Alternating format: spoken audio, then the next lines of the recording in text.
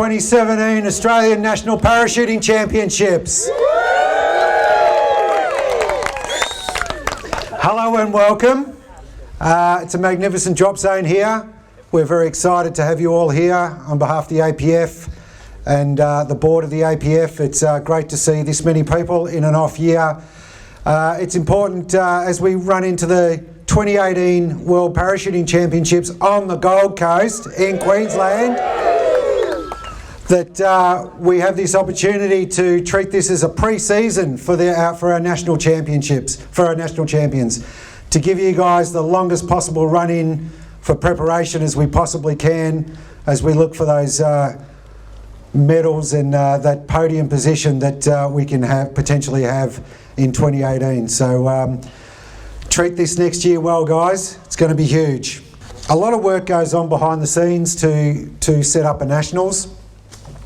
So as you competitors, I mean, obviously it doesn't happen without you competitors, so give yourselves a pat on the back for making it all the way over to the West Coast. Congratulations, and have a great comp. But don't forget to just say a quick thank you to the people behind the scenes that do make it work, and that's your manifest, your pilots, your toilet cleaners, the judges, of course, the cafe crew, everyone who does that work behind the scenes. And as I said, yeah, well done to you guys for coming out and into WA and making this one of the better off years that we've seen. So good work. Of course, thank you to the sponsors. What we're going to do right now is, if I'll get the first of all the Chief Judge, Dean Brooke Rerisich. Put your hand up, please. For formation skydiving and vertical formation skydiving, Jenny Plumage, hand up. Canopy formation, Peter Holmes. Thanks, Peter. Artistic events, Ray Williams. Hands up. Here he is. Canopy piloting, of course, there's the three versions. So we have Crash, Cole and Leanne Connor. Hands up. Wingsuiting and speed, Sheena. Yep. And I seem like I'm forgetting some old bloke. He's been around since Da Vinci. Jock for a classic accuracy. On behalf of the APF, thank you for coming out. Like I said, this is a pre-season as we run into the World Parachuting Championships on the Gold Coast in Queensland. It's going to be massive. It's going to be huge. Enjoy the next couple of years. Stay safe this competition. Look out for your mates. Don't be afraid to have a look at someone's gear. Do a gear check for them. Keep all their mates safe. And have a great comp. Thank you. On your own.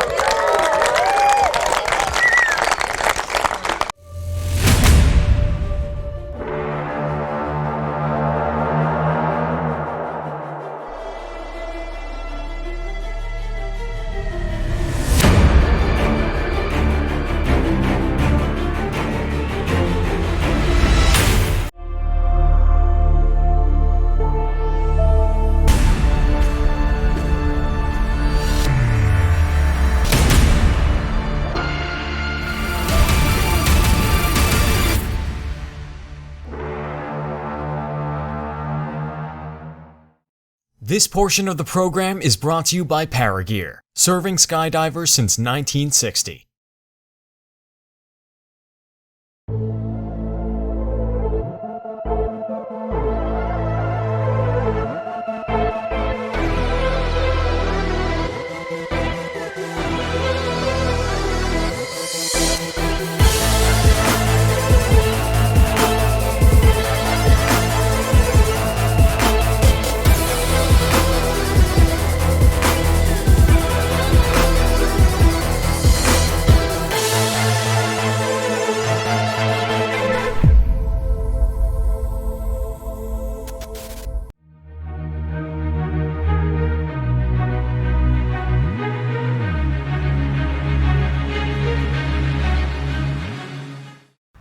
Good morning. A beautiful sunrise, a bit chilly here on the very first day of the Australian National Skydiving Championships, but looks like load lap is on a hold. We got a little bit of wind going on. It was supposed to be accuracy, but the winds are a little bit too strong for the first load to take off, so we are on a weather hold.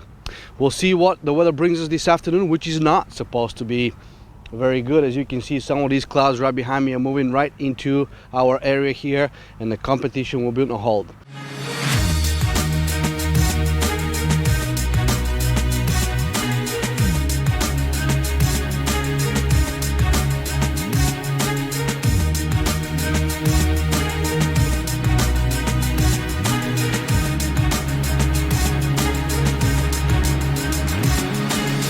We're here with the legendary Dave Ciccarelli, who is also the meet director of 2017 APF National Skydiving Championships. Dave, today is a bit of a challenging day to start off. Can you tell us a little bit about it? We have a little bit of weather issue, a little bit of wind issues. So we elected to skip the classic accuracy and move ahead with the other events. So we've got CRW going, we've got four-way VFS going, and we're hoping to get the wingsuiters going pretty soon here as well.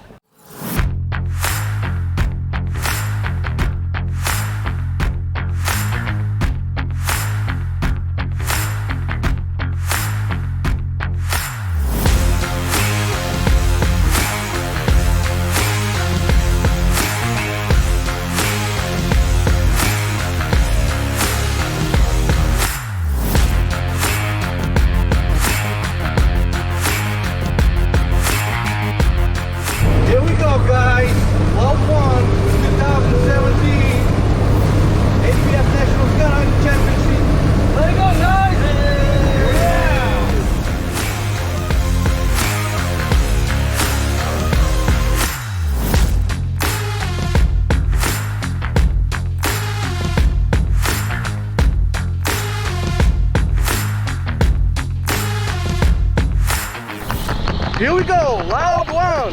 This is the official first load of the 2017 Australian National Skydiving Championships. See you guys out there. Beautiful. Look at this. Yeah. Let the competition begin right here in Australia at Skydive York.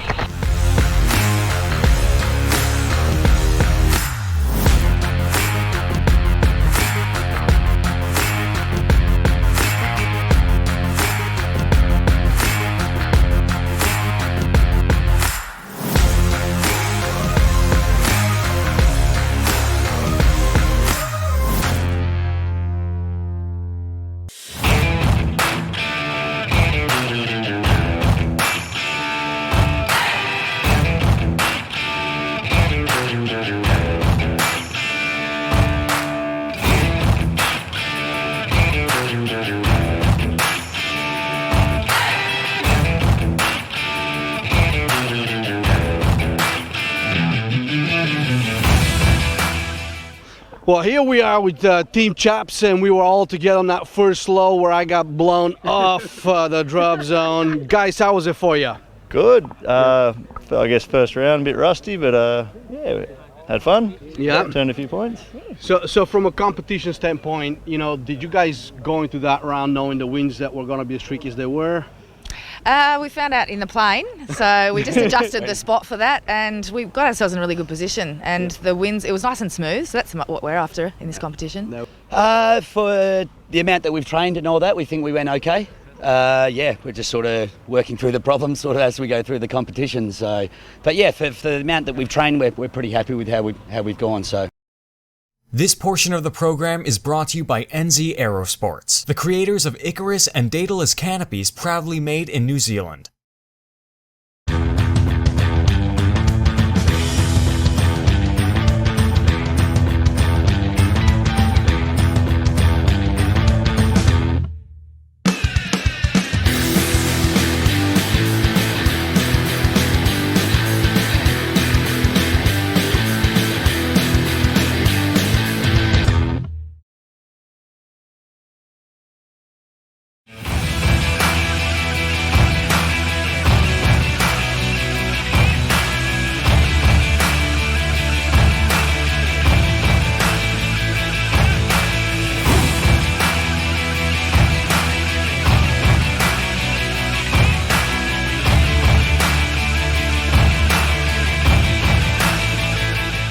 load one of the Yes. competition. We guys were in it. Did you guys expect the funky winds that we did? We had a bit of an inkling that it would be a bit stronger up there and variable, but look, it wasn't too bad. Not too bad. Yeah. So you guys weren't supposed to start the competition. It was supposed to be accuracy. Correct. Did you kind of get thrown into it, and how did that affect your strategy on the competition? We anticipated starting today, but we weren't starting as early as we thought. But it's not too bad. So you had enough coffee? Yeah, absolutely. Yeah.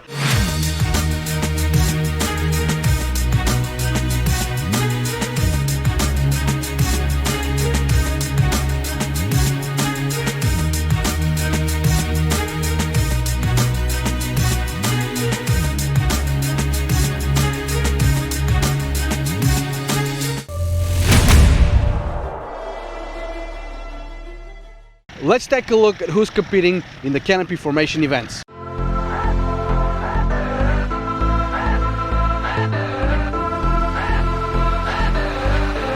And the teams in the four-way open and intermediate FS are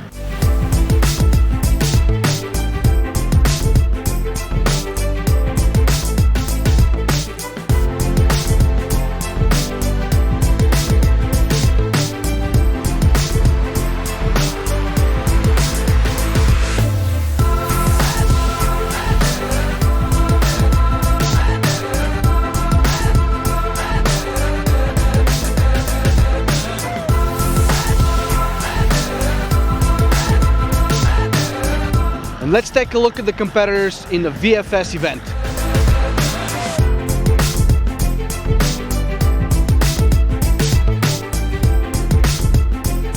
These are the competitors in the wingsuit event.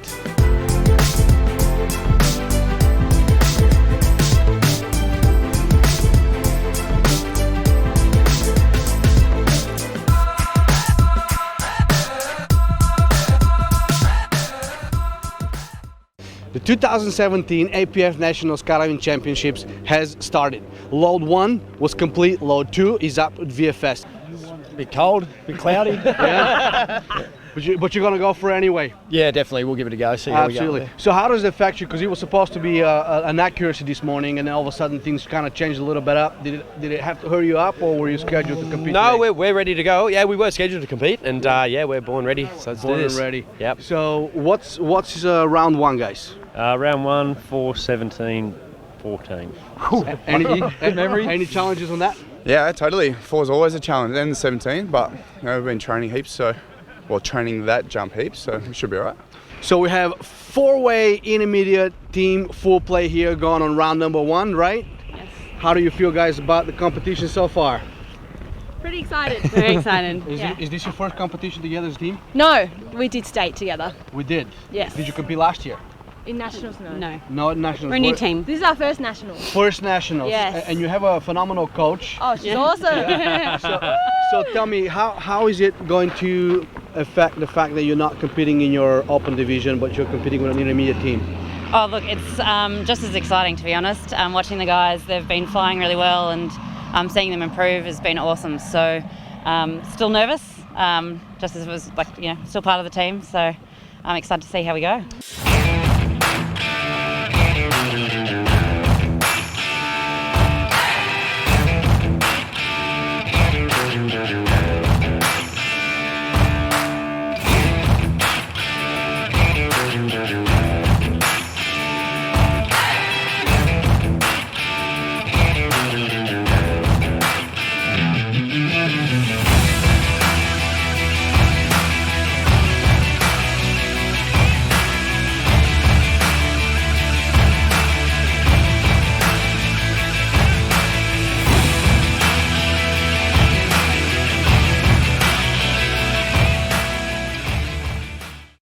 This portion of the program is brought to you by SunPath Products, the choice of champions.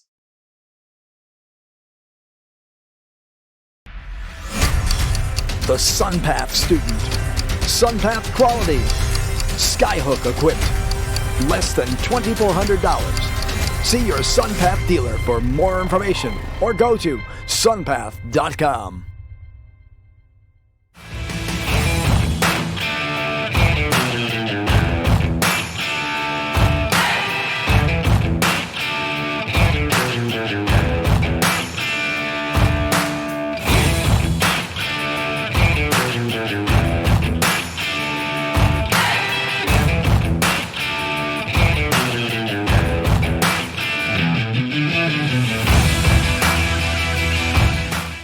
Jigsaw. Jigsaw. That's intermediate. Yeah. All right. How many jumps have you guys done together before you go into this competition? Probably somewhere between 60 and 100, I'd say, something like that. We've competed together. Yeah, we've competed together in our state meet and some E-leagues and some practice jumps. Since then, we've had a lineup change. Yep. There we go. Yeah. So The newest member of the Jigsaw. newest member.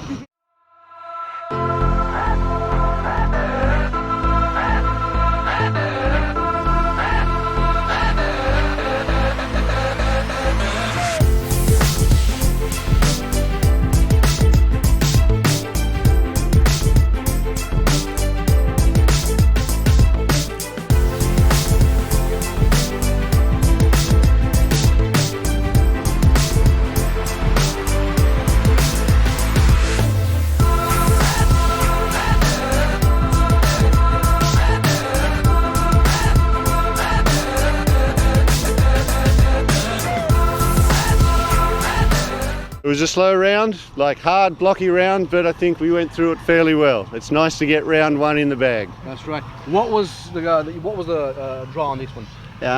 It was 3 blocks, and blocks? it was 22, 14 and 6. Any challenges? The challenge was the exit. You can see there's a bit of cloud up there. It was really bumpy. We're standing in the door, everything was bumping, but we pulled it off. Well, we're here with Tom Gilmartin. He's the general manager of Skydive Australia. Tom, how are you? Very well, thanks. Sammy, yourself? Fantastic. Thank you very much. Beautiful drop zone. Thank you. Welcome. Yes, absolutely. Thank you for having us. Now, you guys are hosting this year's Nationals here in Australia. What does it take to take such an event to a level that you're taking it this year? A lot of behind the scenes work, actually. So we're very fortunate to have a really good crew here, do a lot of the work 12 months prior to the event.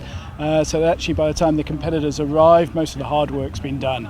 Obviously when people arrive, they want to get stuck straight into the training. They don't want to have to worry about a thing, and hopefully that's what we've achieved here this year. Absolutely. I've seen you guys watching. We've been here for a couple of days and we see nothing but everybody's running around, getting the grounds ready, the planes ready, the drop zone ready. What was the biggest challenge that you guys had prior to us coming here? Setting up of all the infrastructure is always going to be a challenge. Not knowing exactly how many people you're going to have is also a challenge. Weather's been a bit of a challenge the last few days, but hopefully we get a few more days like today and it stays like this for the sort of the week ahead. Absolutely. So how many competition aircraft do we have? We've got 2 Cessna 208 Caravans. And the entire competition will be run out of those? Out of the 2 Caravans, yeah.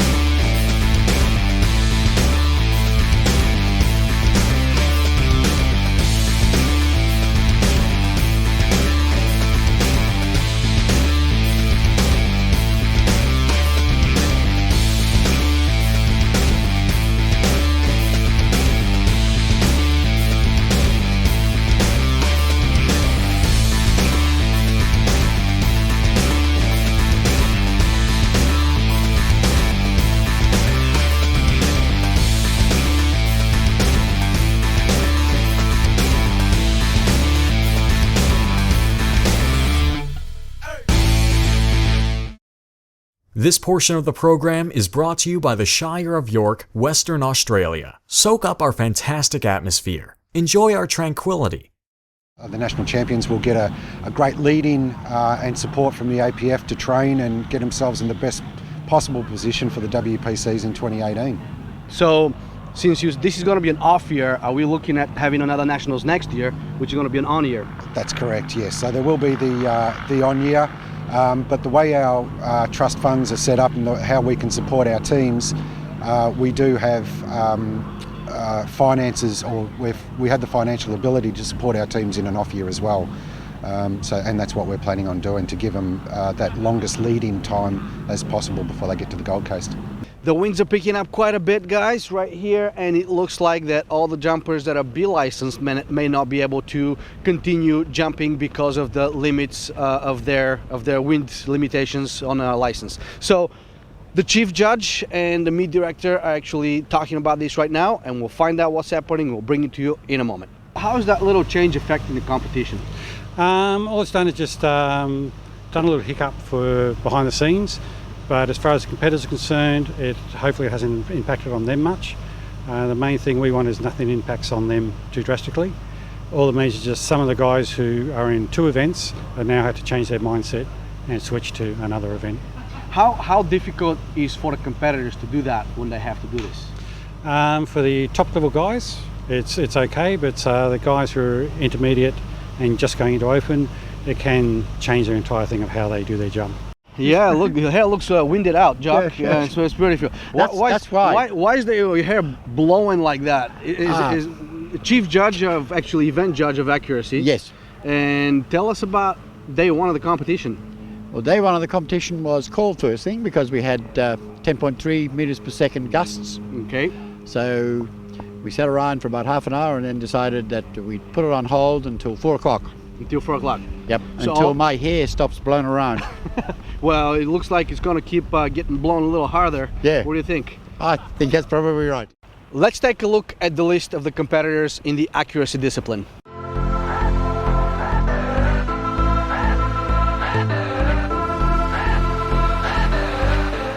So this is it, guys. It's official. We are on a weather hold. The weather is here and it's starting to sprinkle. The first competition day was supposed to start with an accuracy today. However, the winds came up and that didn't work out. So the meet director moved us into canopy formation, VFS and FS. However, now we're on a weather hold after several rounds of competition.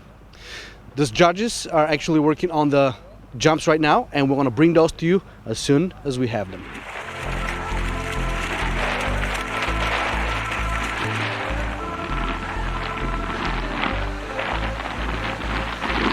Let's take a look at what's happening around the drop zone in a weather hold day.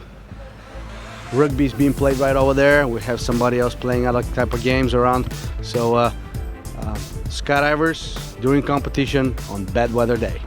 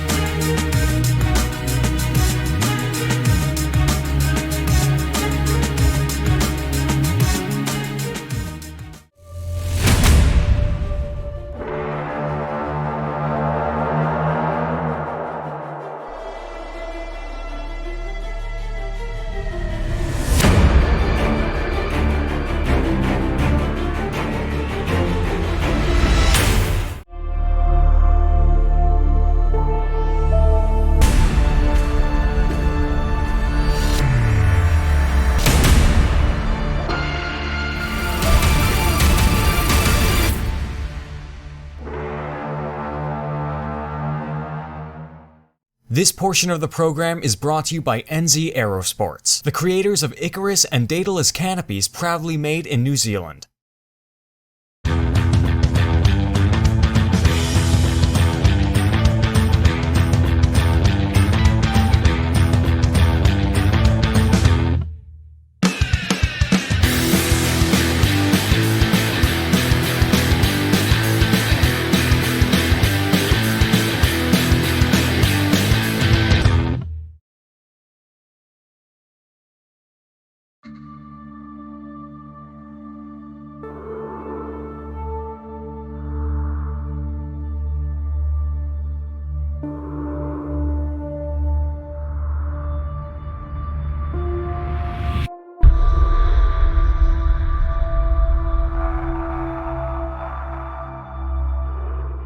Good morning and welcome to day 2 of the competition here at the Australian National Skydiving Championships at Skydive York. Yesterday was a massive storm. It was absolutely incredible to see what took place within about a matter of 2 hours. All the wind blades were down, and this morning we found out that the accuracy equipment was actually laid down and is broken. So the accuracy guys once again this morning will not be coming up. Anyway, the winds are kicking up quite strong here. As you can see, the uppers are actually about 35 to 40 knots an hour, and all these gray clouds are moving right in. The first load is going up with a canopy formation. However, we are hoping that they're able to beat all these lower clouds that are coming right over the drop zone at a very high speed of rate. So we'll see what happens, guys. Hopefully the day holds up. Hopefully we have a fantastic competition day at day 2 right here at the Australian National Skydiving Championships. My name is Sam Vasiliev and you are watching Skydive TV. Stay tuned. What do you think about these gray layer clouds moving in pretty quick? Not good. As long as we can, at this point, stick to a line, I reckon we should be okay. You think so? Yeah, navigation clouds. Yeah? It's how we know where we are. What do you think the speed of that cloud is? Hard to say. You're gonna go jump anyway, right? I reckon so. How is it affecting you guys, that grey layer that's coming right above us early this morning? Yeah, looks like we're going to have a bit of trouble trying to find their way back, but we'll see how we go. Yeah, well, we want to have some cars standing by just in case. Wonderful, thank you very much. You got your telephones on We you, do. right? Yep. Excellent. Good luck on the run. Thank you. Round Thank you very 4, much. right? That's right. There we go, guys.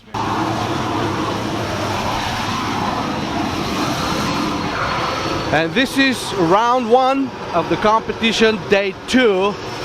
The canopy formation guys are boarding right now instead of the accuracy guys. Hopefully the weather holds up. Hopefully we have a fantastic day competing today.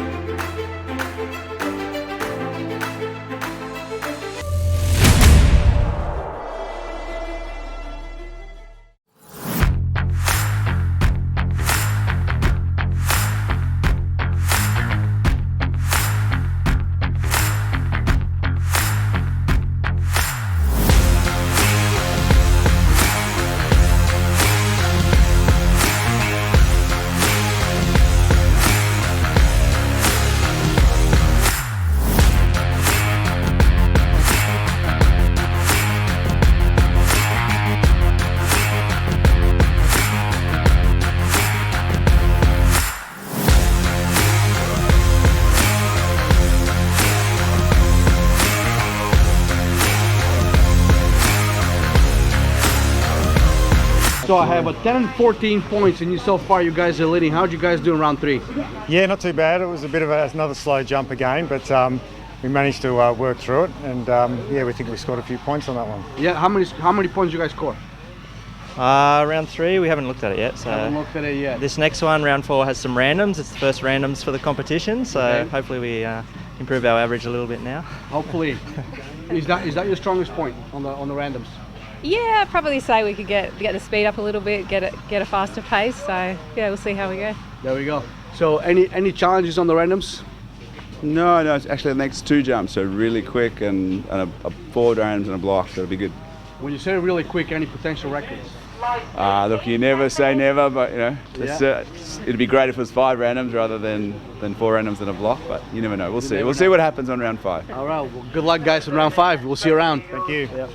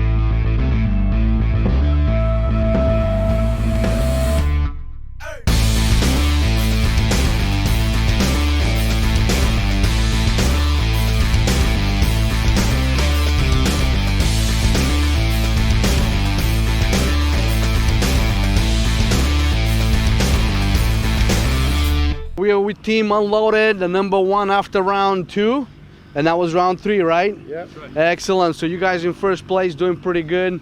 How long has the team been together? We've been going for about a year now. We've had a lineup change with someone hurting himself in the tunnel. Merv stepped in, and we've done probably about 50 odd jumps together, a couple hours tunnel. So yeah, good lead up I think to the comp. And they say skydiving is dangerous, huh? Driving a car is more dangerous, I think. Yeah, excellent. So what was the draw on that last round, guys?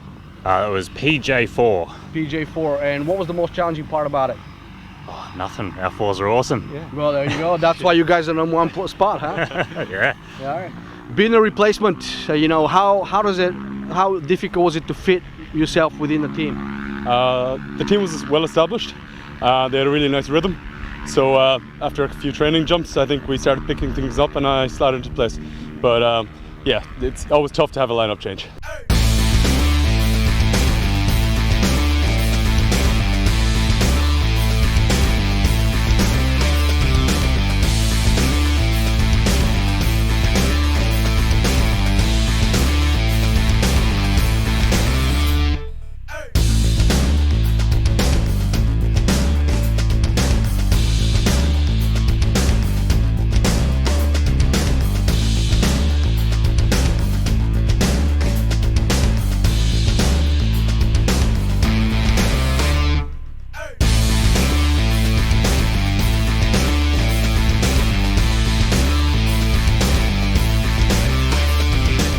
So that was round 2 for you as well. How did you guys do on this one? That was awesome. I think we did pretty well on that one. I think we're all pretty happy with it, yeah? Yeah. Awesome jump. Yeah, nah. Yeah. Why was it awesome? Oh, we're just tight.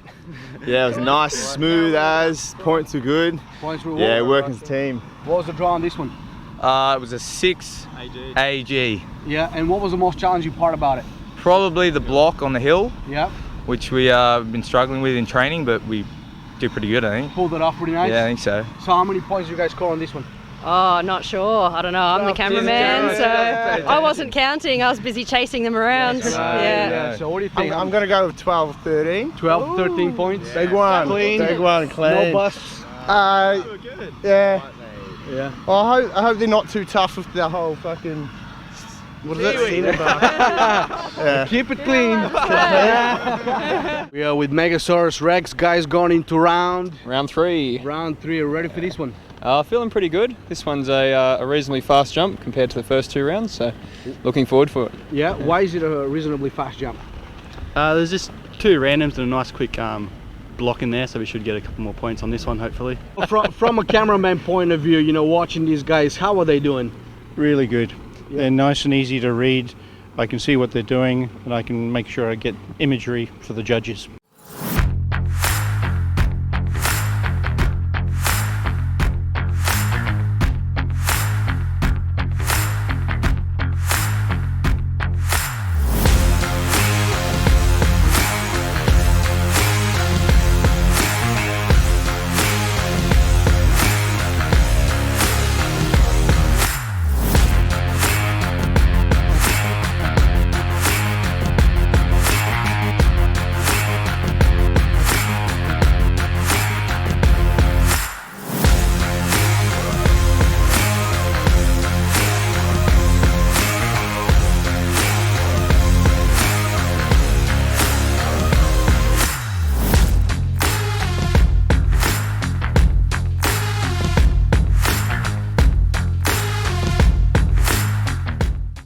You competed last year in intermediate with only 200 jumps. Now you're a coach on a new intermediate team. How does that make you feel?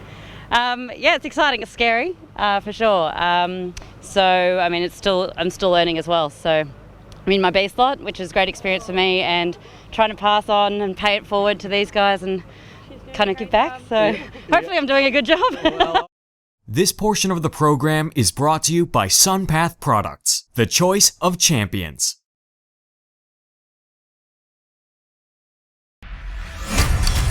The SunPath student. SunPath quality. Skyhook equipped. Less than $2,400. See your SunPath dealer for more information or go to sunpath.com.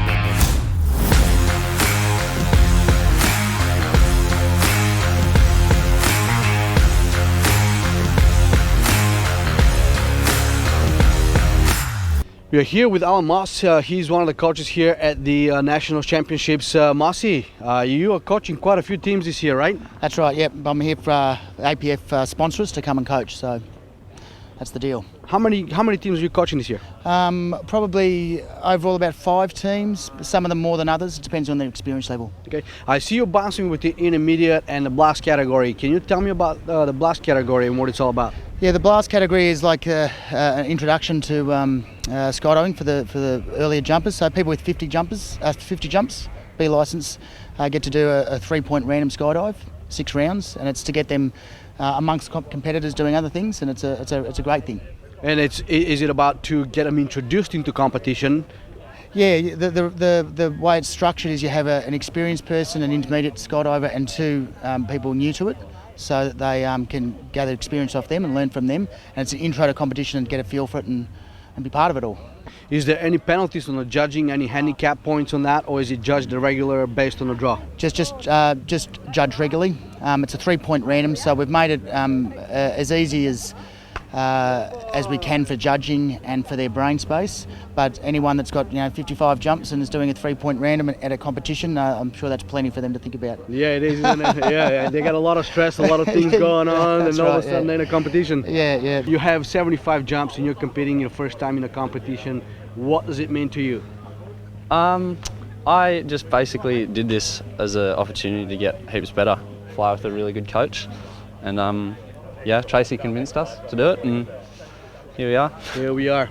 and Josh, you have about 100 jumps? Yeah, so just want to get better and stuff like that, and then just like learn and slowly work my way up, learn to compete in inter and see how far I can go with it, stuff like that. There we go. So you've competed in intermediate before, yes? Or is it your first competition as well? First comp as well. First competition, so we have 3 first-timers. Yeah. And a coach.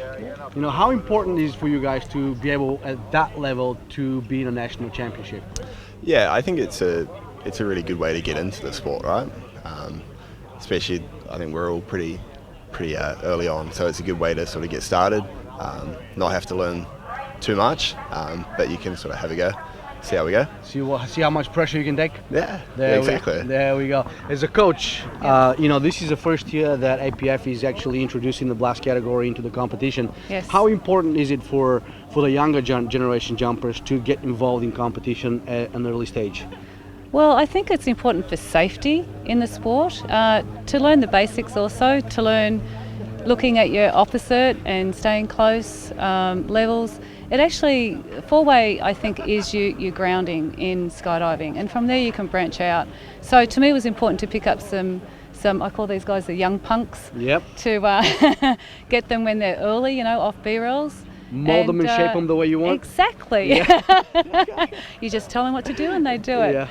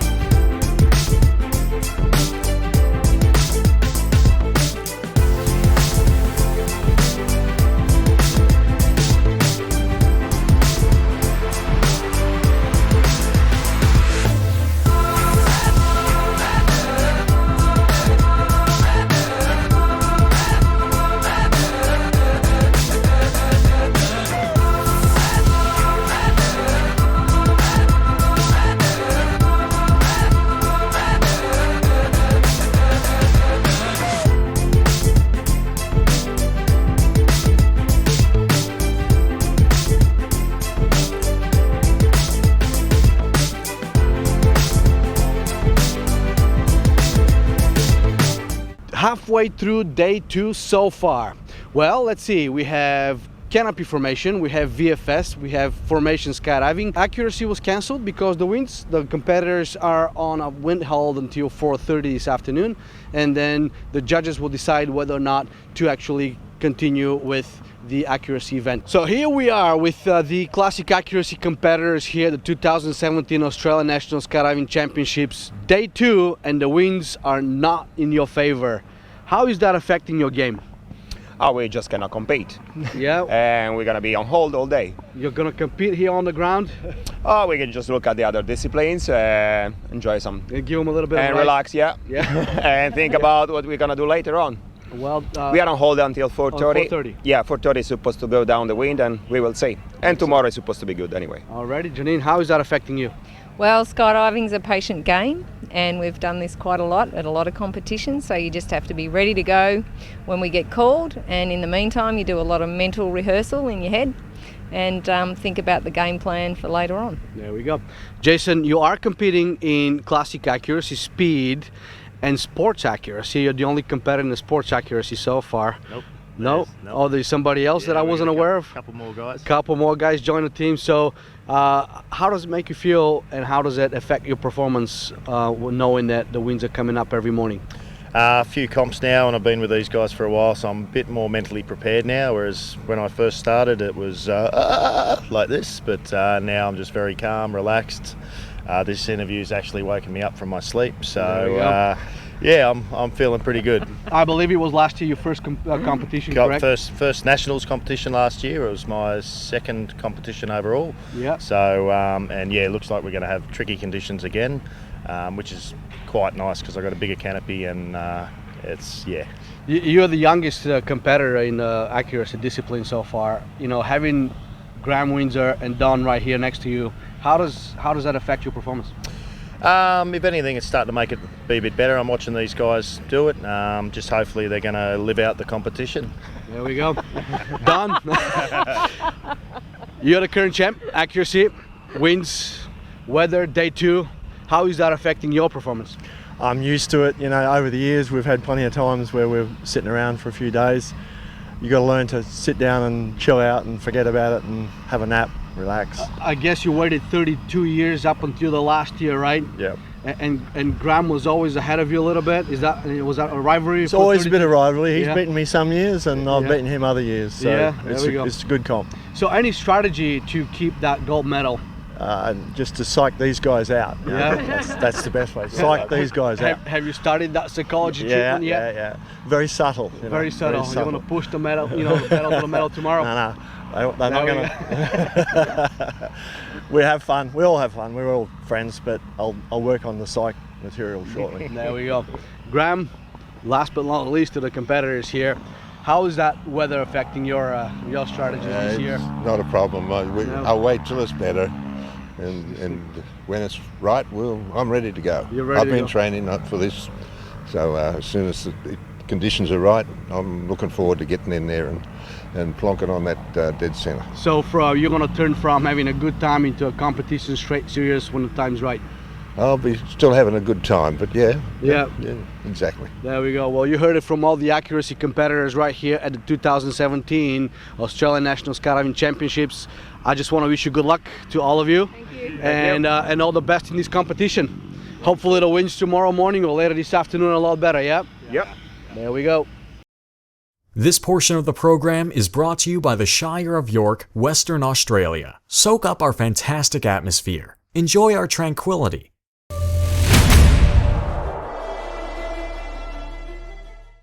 And the wingsuiting event is actually in the way right now. Load 1 is in the air with the performance event. Unfortunately, we do not have a video and we will not be able to bring you how the actual wingsuiters are performing in the air because it's actually judged electronically via the fly sites only. These wingsuiters are going at such speeds that they do not have cameramen on them, and we do not have powerful enough cameras from the ground to actually capture their performance. However, we'll have the results for you shortly. Round 1 of performance in wingsuiting. Yeah, mate. Yeah. Yeah. Which task did you do on this one? We were supposed to fly as far as we could, so it was a distance round. Yeah. Distance round. All right. So out of you're the second out of the first pass, right? Yeah. Yep. And it looks like a couple of guys are a few miles out here. Yeah, they'll be going all right. They'll be going all right. Yep. So how did you do? I don't think I did very well, actually. Yeah, I don't know what's going on, but my beeps were off. I didn't hear it until I was exiting the gate. So. so how was you entering the gate? Did you enter properly or no? You didn't. Not at all. So we'll find out once the data's been recorded. Yeah. Is that correct? Yeah. All right. Well, good luck in round 2, man. Yeah. Cheers, mate. All right. Cheers. Round 1 of the performance event is complete, and looks like a lot of the performers landed about a mile and a half past the drop zone. What's happening, guys, is officially the spot was supposed to be 3.5 miles upwind from the landing zone. However, the winds are way too high and those guys are actually competing, so they're performing. They're flying downwind at high rate of speeds and they're passing the drop zone by a margin of about a mile. The winds are pretty high up there, which is pushing those jumpers and those competitors downwind with a lot of velocity. I think we're going to have to regroup, readjust the spot, and what's going to happen is we're going to take that spot a little further upwind, probably up to 5 miles, and see if they're going to be able to make it back. Another factor is the clouds. Low clouds makes it very difficult for competitors to actually see the drop zone, and they do have to compete. So once they exit the aircraft, they exit 90 degrees perpendicular jump run, flying in a straight line towards the drop zone. However, if they cannot see the exact line of sight, they are having a hard time flying in a straight line, and that on top of the high winds is pushing them about mile and a half past the drop zone, and they're landing up on those hills right behind me in the distance. So we'll see what happens in round 2 and we'll bring it all to you. Round 1 of the performance event, you landed quite far. What happened? It was a distance round. Yeah. So it was kind of expected that we'd be landing far. Mm-hmm. And I think it's a good sign that I landed far, so I've covered more distance. That's right, you did. Yeah. So that was round 1? Yeah, round 1. How did you feel in that round 1? To be honest, just before I exited, I was more nervous than I was on my first ever jump. Because this is the first time I'm competing in any sort of skydiving event. There we go. So yeah, I was nervous, and now I feel like a lot more relieved. A lot more relieved, and you're ready to go into round 2. Hell yeah. We are with Tim here. Tim, you kind of had a very interesting first round, first jump of the competition. Actually, the fly sight flew off. Can you tell us a little more about it? Yeah, so we have 2 fly sites here. One of ours is our personal one, and the second one is a competition one. So it's set into race mode. We can't hear anything. It's purely there to record our data. When I was under canopy, I had a pretty bad opening, and the risers of my canopy, these things hit the back of my helmet, and it dragged the competition fly sight off my helmet. Therefore, the judges couldn't get the data, and I had to re-jump. And what we had to do re-jump really quickly. So I did this. I was assessed under the same conditions as everybody else. So we didn't want the winds to drop or anything like that. All right. How did that affect your performance? Do you think that you did better on the first one or the second one? The conditions were about the same. I think I maybe did a little bit worse, but I was just glad to get a re-jump and not get a 0 for it. But in terms of going into the competition, it just means I have an extra jump on top of everybody else, which means in terms of physical strength, I'm a little bit more exhausted than everybody else. But overall, I'm just happy to get a re-jump.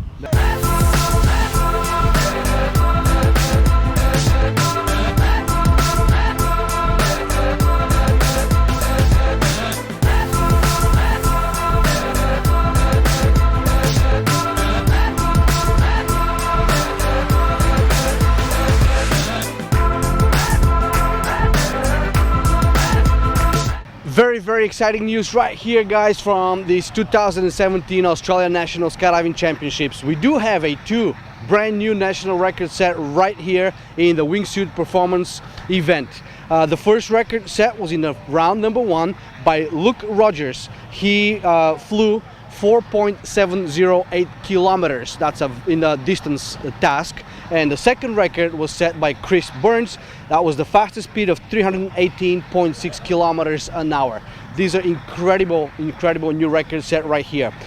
Luke's record would have been actually a world record if we had 3 FAI ready judges right here on location. Because, however, we only have 1 FAI ready judge right here at the Nationals, this is going to be considered a national record, national Australian record only. Chris flies a Tony suit and Luke flies a Squirrel suit.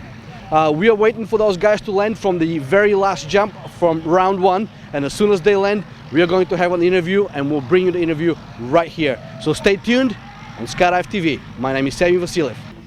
Luke Rogers walking into the frame here after round 1. How does it feel to start a competition with a national record at 4.708 kilometers, sir? Words can't explain it right now. It's just, I'm on such a high. It's unbelievable, yeah. So, from what I understand, if we had 3 FAI judges, that would have been a world record, is that right? That's correct, yeah. That would be. And the only reason that it's not is because we don't have judges here, right? That's correct, yep. Wow. So round 1, you go into this in this competition. You're currently at first place. Yep. What did you have to do to get that record? Basically, what you want to do is you want to basically get as much power out of your suit by going almost head down, taking it vertical, build that vertical speed up and convert it into forward speed, and just hold on, mate. Just hold on. Just hold on. Did you use any special suit? Yeah, my Squirrel CR Plus is, I mean, it's been winning every competition so far, so yeah, I hold it pretty close to my heart, this one. Yeah. Yeah, I'll be keeping it. This portion of the program is brought to you by Paragear, serving skydivers since 1960.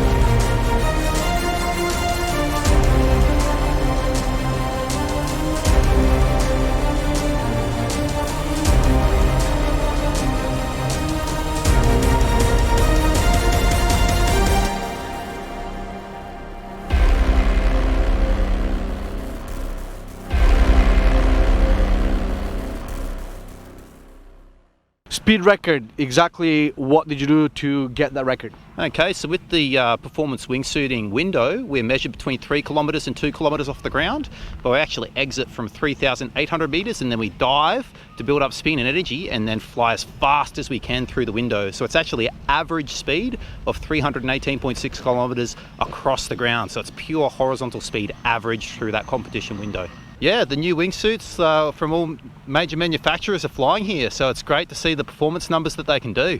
What's the wingsuit that you're flying that you actually made the record? This is the new Nala from Tony Suits. So they've changed the design over the last couple of years to be more efficient. So what we're seeing now is suits that are smaller in surface area, but really, really fast and really, really efficient. So it's exciting to be flying these new types of wingsuits. We've got some fantastic conditions here, but you've still got to be able to hit the right angles through the window, and it's great to be hitting some PBs here today. What a way to start a competition in round one. You set a national record. Now, do you think that you can improve it in round 2 or 3? Definitely, yeah. There's lots of room for improvement still, and there's lots of really good competitors in the field too. So Luke Rogers, for example, he set a national record for distance, 4.7 kilometres. It's crazy numbers. So definitely a lot of tough competition out there, and I'm hopefully looking to improve in the rounds to come. You guys are teammates, but you're also competitors. Tell me a little bit about that. Well, we did have an acrobatic team at the start, and now Chris and myself have basically fallen in love with performance wingsuiting, and you know, we both went overseas, we both trained, and now here we are competing against each other. Yep. Chris, you were telling me earlier that you guys help each other out when you're teammates and when you're off the competition track, but once you get on that competition track and you're on those steps, the competition is on. Tell me a little bit about that. Yeah, definitely. Like we've got an attitude of being open and sharing information. So like Luke's really helped me out with my training, and then I share the knowledge that I pick up as well with him. And it feels really good to be able to train together, but now to verse each other, it's interesting to see how we do. So I'm really enjoying the challenge. Well, obviously you're doing pretty good. How is that knowledge you guys are exchanging helping you to actually setting those records? It's good. Lukey teaches me something, I push him, he pushes me, and it pushes us together to be better wingsuit pilots. And the performance wingsuiting is really exciting at the moment in that what we do here allows us to qualify for the World Cup, which will be at Skydive Ferocity in Nevada in November, and it also leads into other performance competitions, like we'll be in California next month for the Wide Open Wingsuit Series Championship, and hopefully we'll be competing at Red Bull Aces later in the year as well. So this format really helps us to train to get better for those future competitions. VFS is also complete today. Focus is the new champion. They are about to land after round 8 in just a moment here by a margin of a huge point difference between the first and the second team. The very interesting thing in the VFS discipline this year is that Team Focus coached the Sunrunners. Focus could have actually stopped competing after round 2 because they were so far ahead from their competitors that it didn't really matter whether or not they continued to compete or not. However, they went all the way to round 8, and we're about to bring you that last interview with them as well.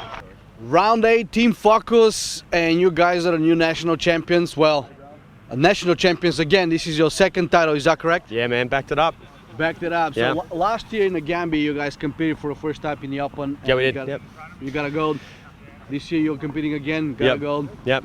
So tell me about how that happens twice in a row. Well, I mean, we just take it quite seriously. You know, there's a couple of other teams that are having a good go, like the boys over here behind us. Yeah, we just got to get more people involved, so we got more competition.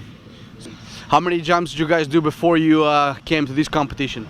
Actually, since we've had Tim flying with us, we've only done about 30 jumps, but we've done a few hours of tunnel. But between now and the next world meet, we're planning on doing maybe 400 jumps. I think that would get us up towards the top 3 rankings, you know. That's right. And where is home, and where are you going to be making these 400 jumps? So home is Northern Beaches for me, but we all are East Coast in Sydney, and we'll be doing the majority of our jumps around that area, so probably Picton. Yeah. Very good. And Chico, you were also coaching the second team, which is right behind you guys. Tell me a little bit about that. Yeah, so these guys decided they wanted to try out some VFS 4-way. Some of them have got some experience in FS 4-way. So yeah, they asked me to come on over, got them together, gave them some advice, and they're starting to put it together now, so it's exciting for them. First time competing in a competition and you decided to go straight into the Open. Why? We pretty much decide to help also the Focus guys, you know, have like a bit of competition, and for us as well it was easier to run the Open instead of the intermediate of the advanced. So, but you know that once you run into the Open, there's no coming back. That's okay, you know, go full strength. Yeah. 4-way FS is in round 7 in the Open category, and 4-way FS in the intermediate was able to complete round 6. Tomorrow, the competition in these 2 events continues. We have Subterfuge here coming after round 6. How was it for you guys? That was nice. I think that was a good one. Yeah, I'm happy. How nice was it? Yeah, it was pretty nice. What was the draw for that one? I've forgotten it already. Huh? MD2. What was the most difficult part about this jump? The exit, probably, but we got Probably it. the exit, yeah, but we had a sweet exit, so that was the hard part, I think, Yeah. for us. Yeah. How many points did you guys score, you think? Oh. Well, we did 3 pages, but in time, I don't know. Yeah. You don't know? Yeah. All Yeah, right. we don't know. Let's say What, 9? Yeah, 9.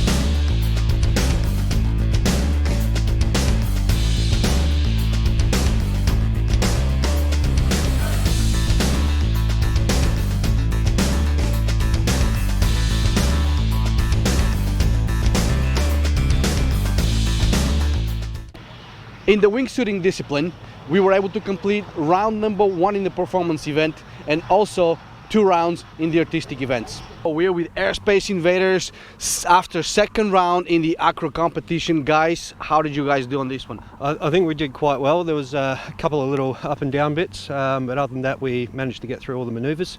So I'm quite happy with how we performed. Very well. The cameraman let a little off, but let me ask you this. Winds and these conditions, how are they affecting your performance? Not really. Well, up there it's all right. Yep.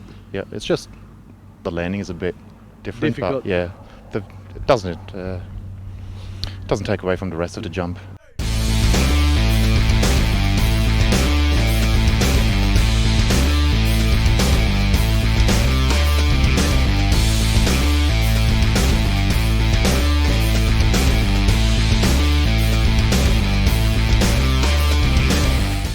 And here are the final standings of competition day number 2.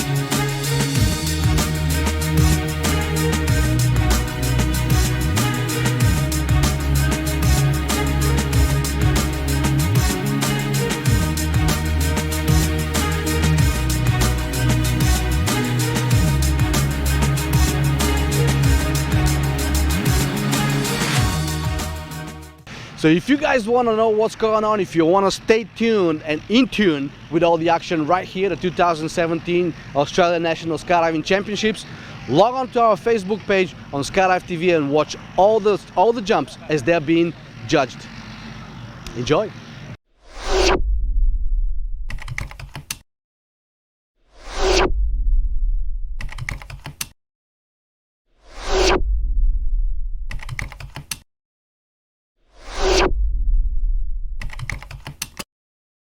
Tomorrow morning the competition continues first thing in the morning with the accuracy competitors. Hopefully the winds are going to be much better than they were today, so finally they can get a competition going on. Tomorrow as well is the very first day of the canopy piloting competitors, which is the largest event this year here at the 2017 Australian National Skydiving Championships. My name is Samuel Vasilov and you're watching Skydive TV. Stay tuned, the competition continues tomorrow.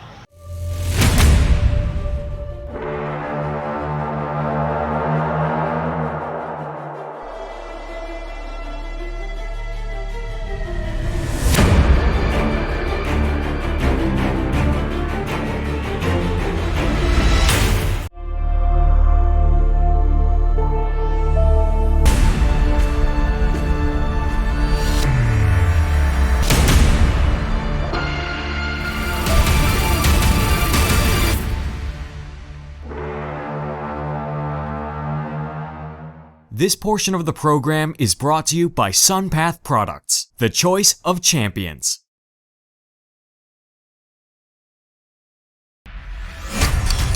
the SunPath student. SunPath quality. Skyhook equipped. Less than $2,400. See your SunPath dealer for more information or go to sunpath.com.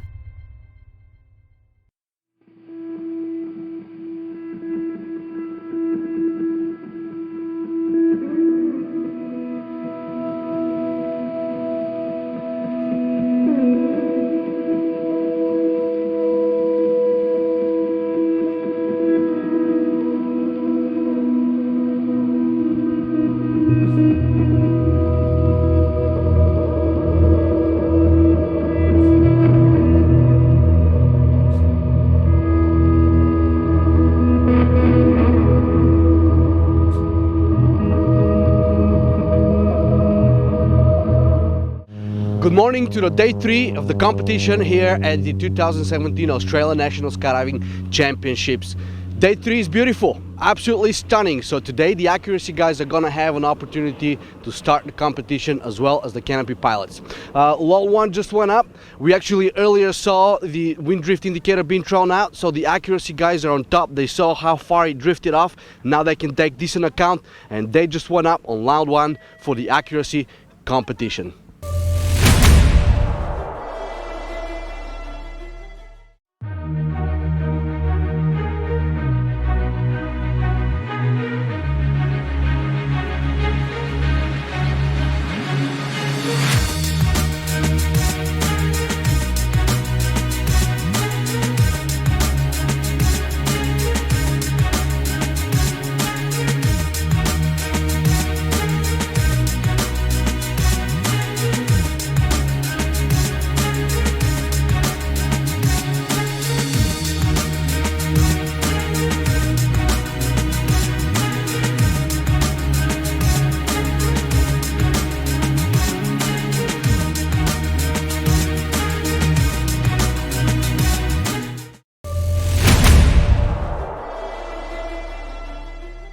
The canopy pilots are standing by for their load 1 of this competition as well. We're going to bring you all the action right here from the swoop pond at Skydive York. First load is going to be the intermediate canopy piloting event.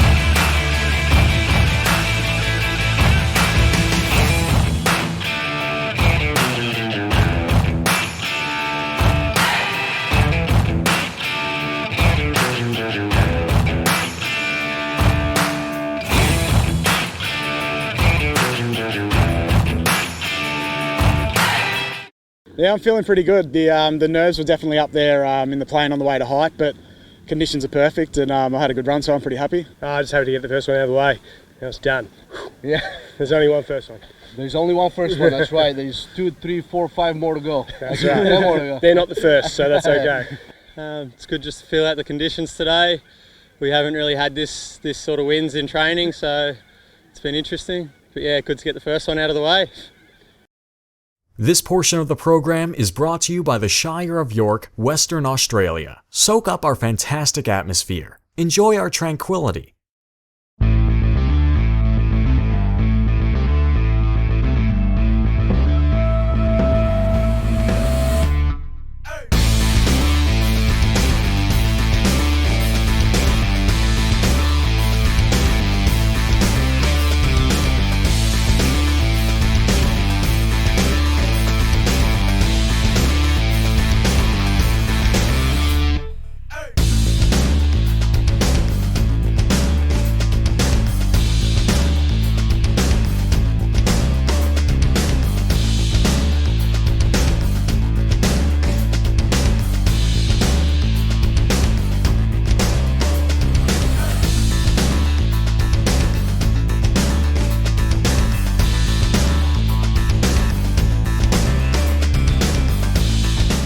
Good to get out of the road. It's almost like when Cornelia came past, the vortex of her parachute switched the wind around for me, but you got to deal with what you got, hey? So it was good fun to get that first one done. That's right. So you guys waited. Conditions were a little different for the last few days. How is that affecting your performance today?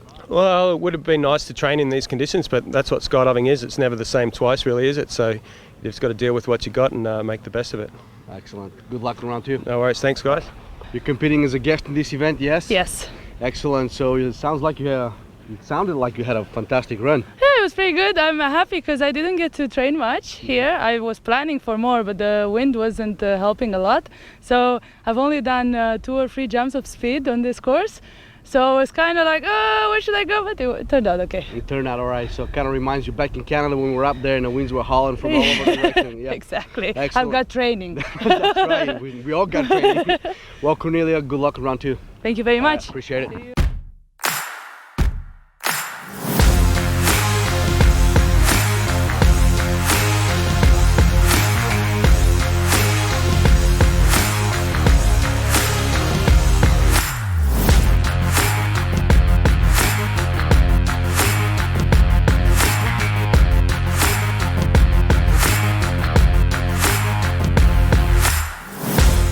So round 1 of speed is absolutely complete. The beginning of a fantastic competition. We got to see some of the guys landing right here in the water. Some of the guys didn't make the gate. Some of the guys made the first gate, didn't make the second one. Some walked through, but the competition is on. Jack Ottaway didn't actually compete. He got a bit hurt yesterday, so he couldn't make it into this competition. However, round 1 is complete. Let's take a look at the current standings after the first round of speed.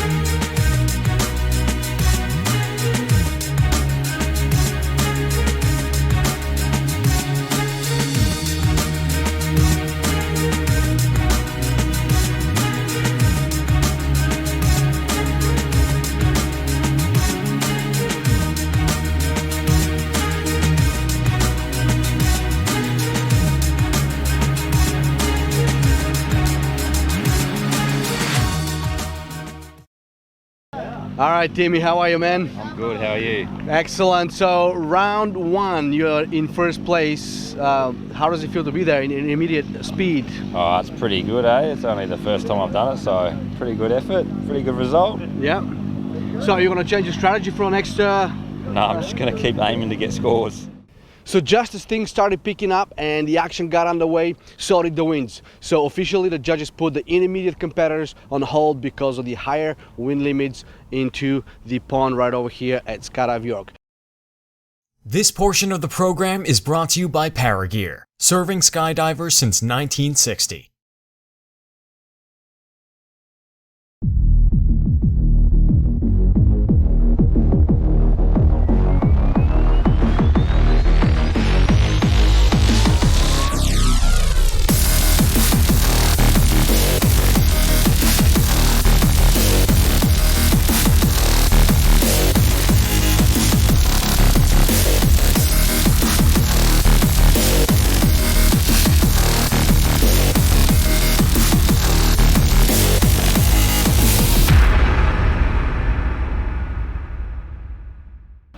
Last second round was very interesting. You landed with the plane. What happened?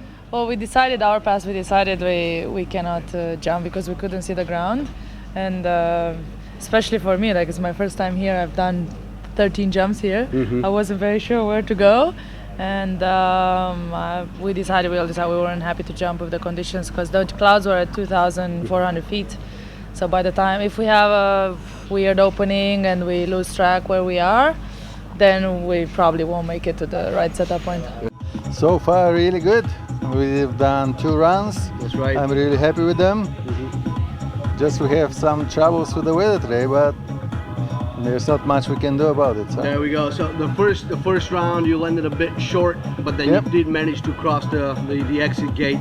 You know, what caused for you to land short? Well, I still had my pilot chute and D-back installed. So for the second run, I installed my RDS and it ran well. So I managed to go all the way through. There we go. And I'm really happy.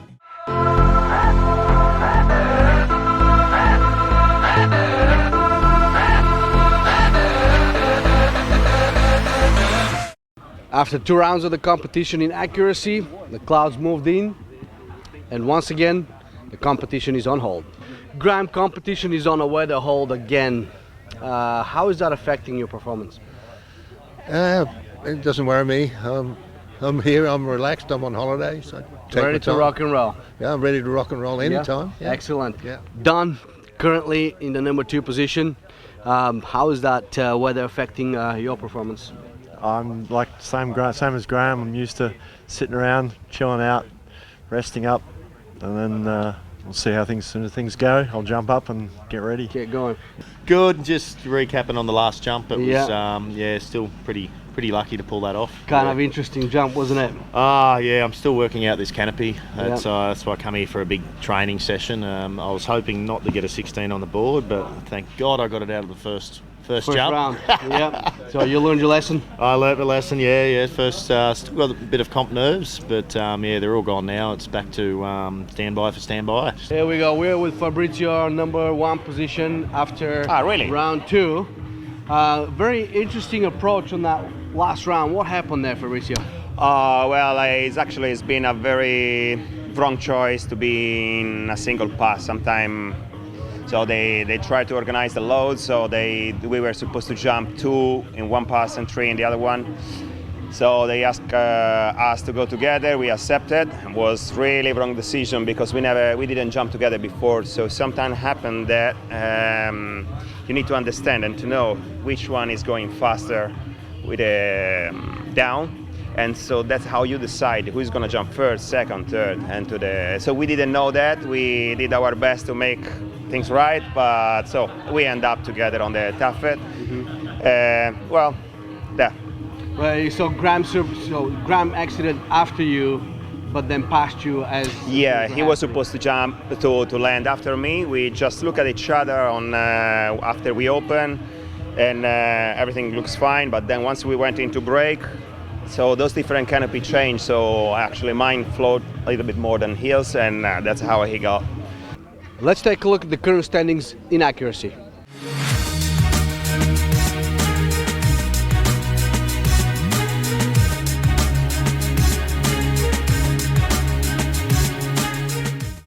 This portion of the program is brought to you by NZ Aerosports, the creators of Icarus and Daedalus canopies proudly made in New Zealand.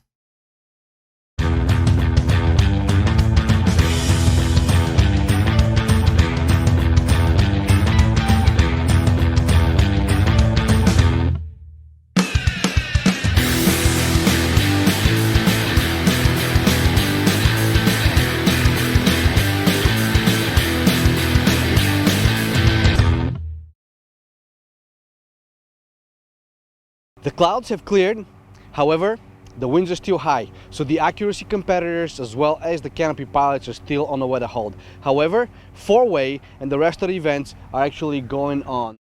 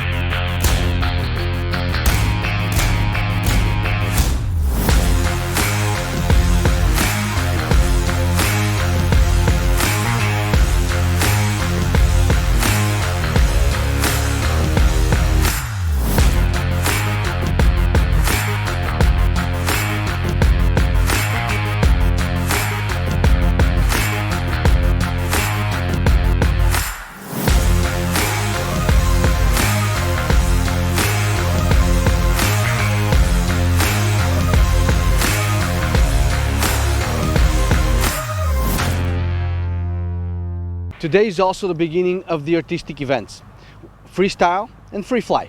We have 3 teams have registered for the freestyle in open and 1 team in the free fly open event. Let's take a look at who the teams are.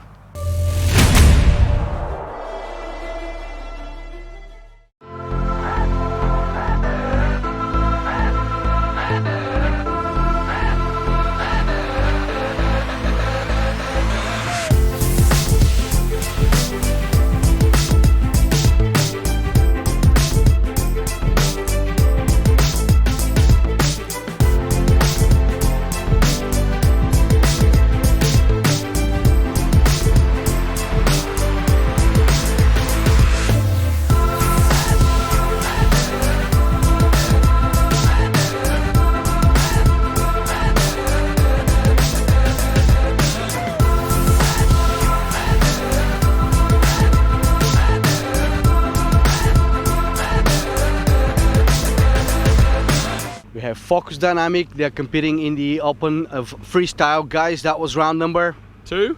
2. How'd you guys do? Yeah, not too bad. It was the first compulsory, so it's one that we haven't trained a lot, so just working on it, trying to piece it together and keep going from there. What was the biggest challenge in this one? The levels, we were falling a little bit faster and slower, so just trying to match those levels was a bit of a challenge, but see how we go. Team Wicked Awesome, after round 2, how's the competition going for you guys? Well, the compulsories are hard, so hopes aren't really up for this one. Free round went well, but yeah, we'll have to see the footage. In the wingsuiting events, we have the acrobatic and the performance event going on today as well. We're going to bring you the latest results as soon as we have them.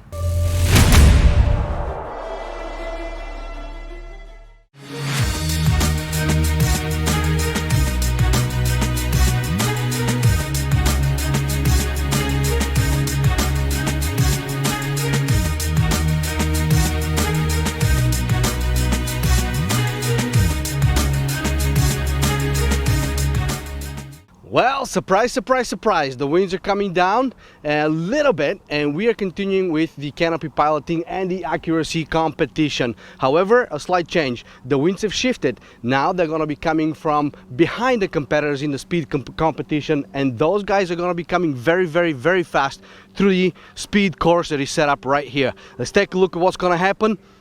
All the best to the competitors in round 2.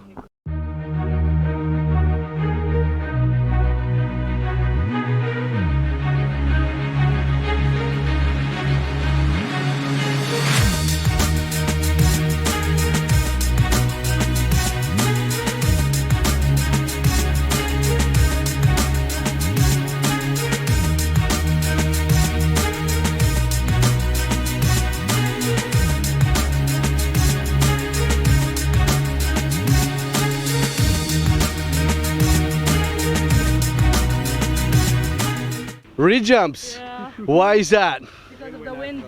That's exactly right. I was thinking about it. You guys were coming in smoking. Smoking. Yes, and not only this, but the wind has shifted. So from what it was this morning, yeah. How is it affecting the performance right now? It's bumpy in the course.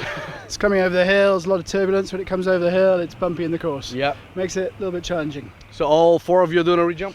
Just these 2. Just these 2. Alrighty. Well, you good luck on your re-jumps, guys.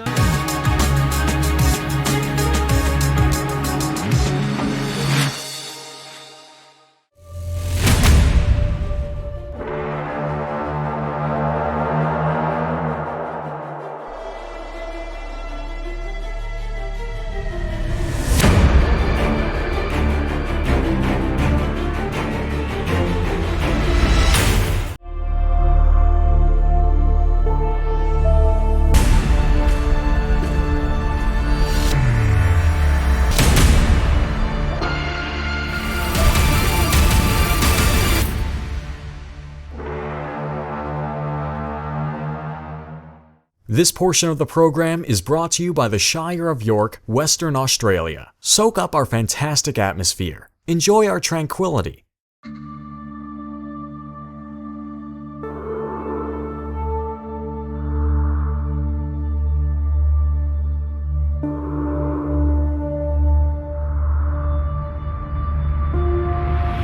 Good morning. Day 4 of the 2017 Australian National Skydiving Championships. We continue today with intermediate in speed and some of the re-jumps from last night because we were not able to complete it due to winds and weather conditions. Hopefully the weather stays as it is, as beautiful it is this morning, so we can continue with the canopy piloting and the accuracy event.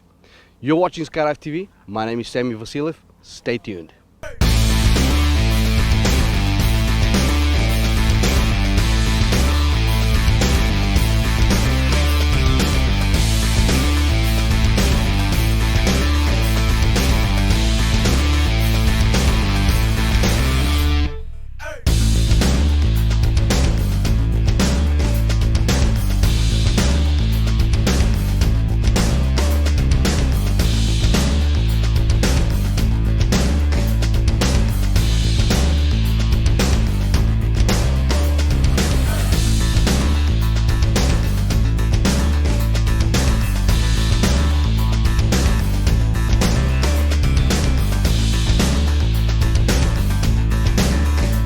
The accuracy event is also competing today. Hopefully the winds will stay as good as they are so we can see more jumping in that discipline and more results.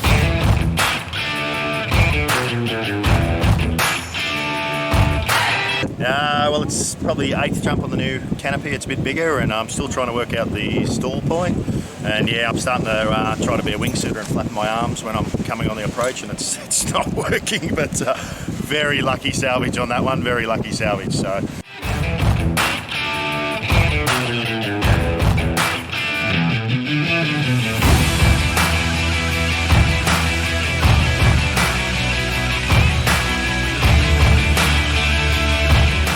Janine 02. Yes, I'm a happy camper. 4-way canopy formation and wingsuiting is also on today. Hopefully the weather and the clouds stay as good as they are right now so we can see a lot of competitions and a lot of hot skydiving.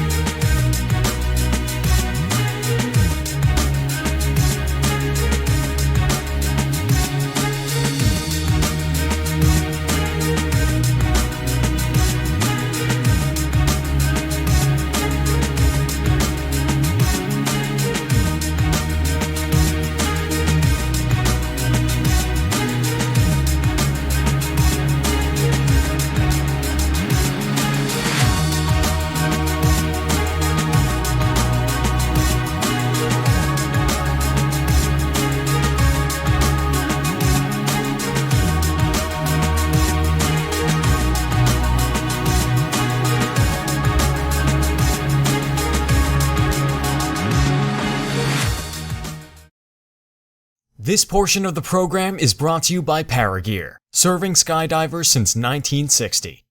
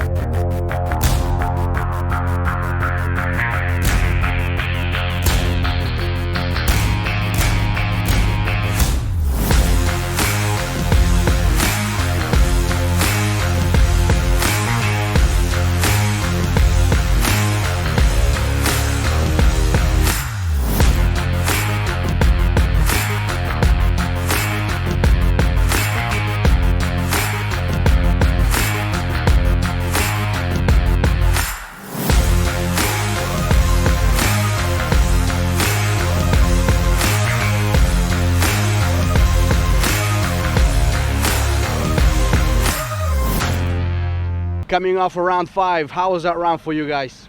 Not too bad, not too bad. Yeah, we haven't spent a lot of time on that one, so it was the second compulsory. So yeah, pretty happy with it. Quite nice, wasn't it? We tried a little bit different stuff, put the extra bits in, so I hope it worked out good. Well, we'll find out.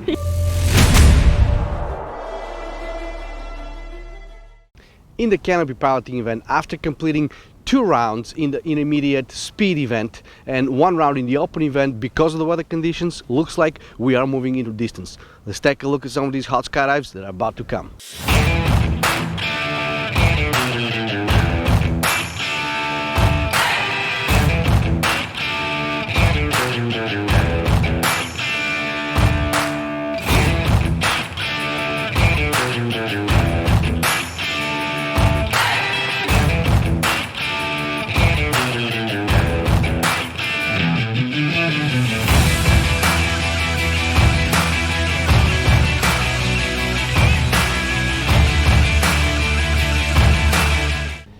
No good, 0 for that one.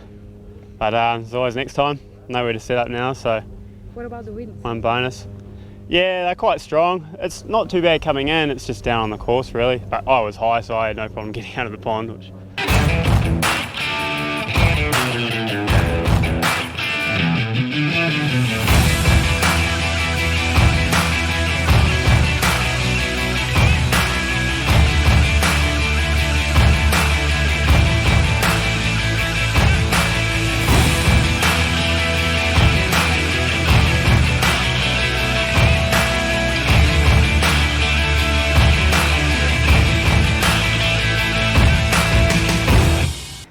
Yeah, it's pretty good, eh? I'm happy. I kicked his ass. Yeah. That's what I want. Yeah, it was good. Bit tricky conditions up there. Clouds a little bit low, but I think the boys done well to navigate around that, and yeah, came away with some results. So pretty pleased. No zeros. This portion of the program is brought to you by NZ Aerosports, the creators of Icarus and Daedalus canopies proudly made in New Zealand.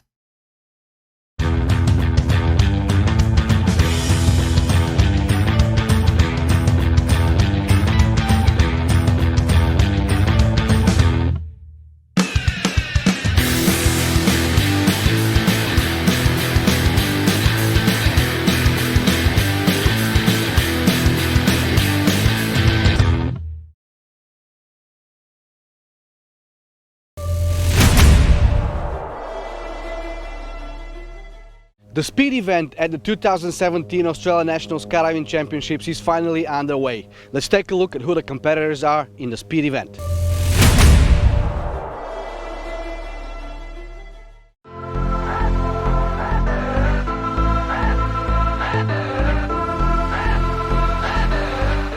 How was round 4 for you? I think round 3 was better, to be honest, but yeah, it went fast at the end, yes. I guess this wasn't my best one, but it's part of the competition anyway. But yeah, we try to keep it fast as possible and go better and better. We still have other 4 to go to the end of the competition, so we'll see what happens. Yeah, for sure. We have a new national Australian record here in the discipline of speed at the 2017 Australian National Skydiving Championships. Mark Edwards in round 1 went 424 kilometers an hour, and then also in round 1 Tim Collin broke that record and he went 457.8 kilometers an hour. Here we are with the 2 new record holders right here at the 2017 Australian National Skydiving Championships. The first one was set by Mark Edwards. Mark, you did, according to the GPS, 424 kilometers an hour in speed. Is that correct? Yeah, it felt good. Felt like I was humming along. Yeah, no, it was the first one of the comp, so I was a bit rusty, but it actually felt like it was getting going, so I was confident it was a reasonable score. Yep, and then what happened on that same load a minute later, we have Tim here who did 457.8 kilometers an hour. Tim? Yeah, that was pretty fast. Good first run. Yeah. Haven't been able to keep it up yet, but we'll keep going out there and keep trying. A few more rounds to go. Hopefully someone else or myself can break it again. What a way to start a competition. Yeah, it was fun and fast, but yeah, I enjoyed it, so good way to start. When you landed, did you feel like you had a record?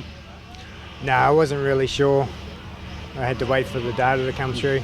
Yeah, and you held the first record for about a minute, and Yeah. then you broke that record.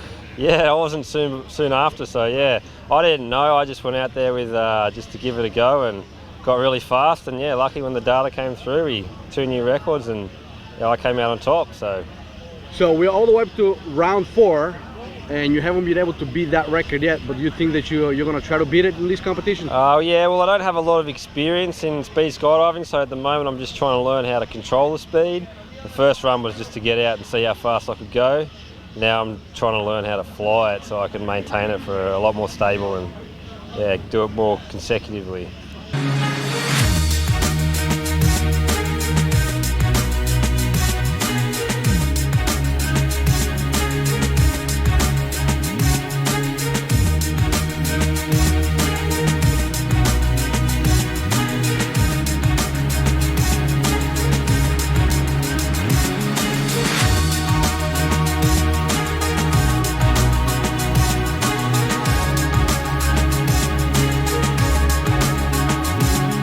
The Blast event started today as well. We do have 4 registered teams. Let's take a look at who the teams are.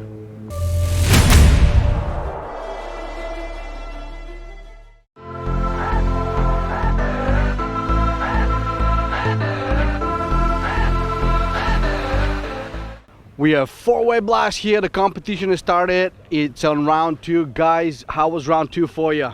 Yeah, it was pretty good from my point of view. Yeah? Yeah, just as good as round 1 for us, so pretty happy. Pretty happy. What about you? Yeah, all pretty good fun, similar to round 1 probably. A bit more interesting on the dawn, managed to just keep my shoe on, picked it up, carried on the skydive, shoe in hand, so that was a bit of fun. How many jumps do you have? 2,300. 2,000, so you're one of the mentors of the team? No, I'll be this boy. This He knows all the business. Well, let's hear from the mentor. So how is the team doing? Yeah, really good. Yeah, have been fun jumps and yeah, we've done pretty well with them. It's amazing. We're learning so much and just improving, I think, every single jump. It's been really good. How many jumps do you have? 230. 230. And how about you? 460. It's awesome. Really, really cool. Yeah. Learning every jump. It's brilliant. Excellent. And what about you? How many jumps do you have? 296. 296. Yeah. And how is the team doing altogether? I think we're doing all right. Our exits need a bit of work, but we're getting loads of Exits rock. Fantastic.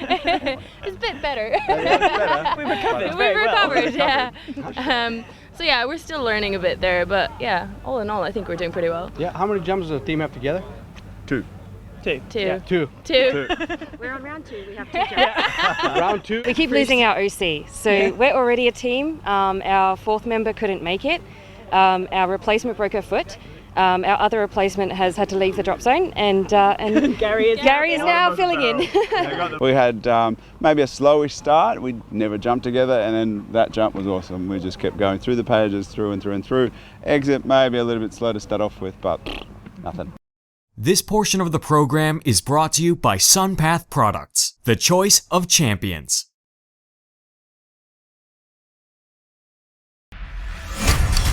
The SunPath student. SunPath quality. Skyhook equipped. Less than $2,400. See your SunPath dealer for more information or go to sunpath.com.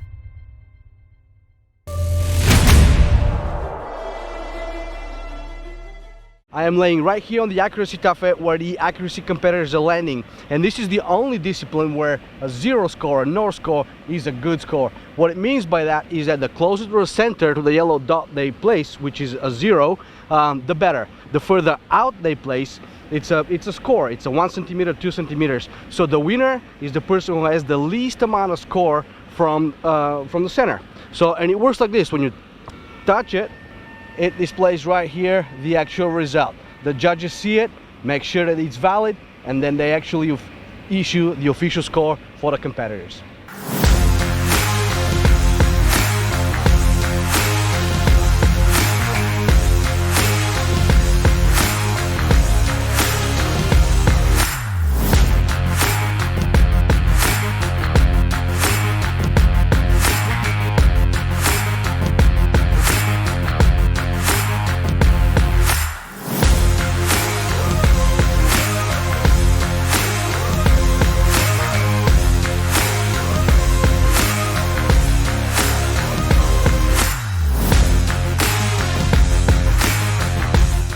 After 4 rounds of competition in the accuracy event, we do have a tie for first place between Don, who is the current champion, and Graham. So we are with the event judge here, the accuracy tuffet, Jock. What's going on? Round 4, we have a tie going into round 5.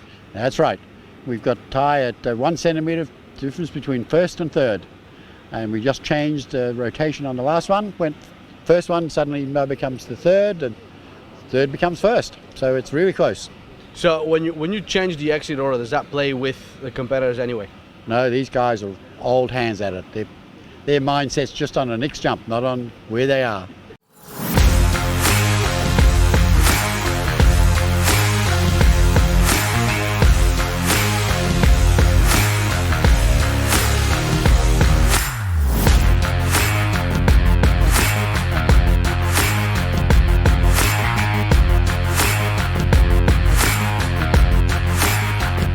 Zero on round 5. Yeah, luckily. Puts you up in the lead, huh? Not sure yet. And there is Graham is 1 centimeter ahead of me. Or depends, if he got a 0, he will be, or 1. We will be together, or he will be still ahead. Well, we'll find out. We will find out right now, exactly. All right.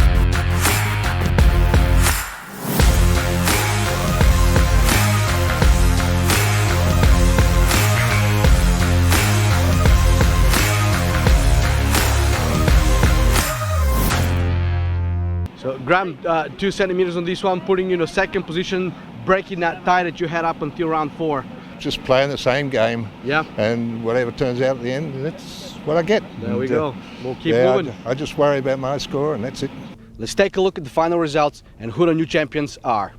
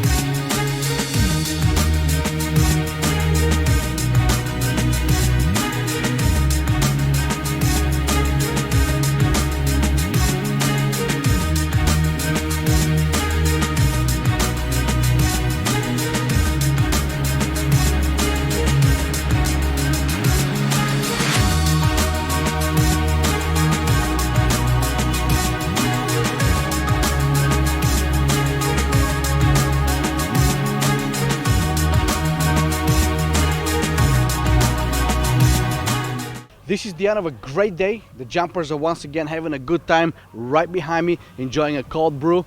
Until tomorrow, starting at 6:30 in the morning with Canopy Pilots and Accuracy. My name is Sammy Vasiliev. You're watching Skydive TV. Stay tuned.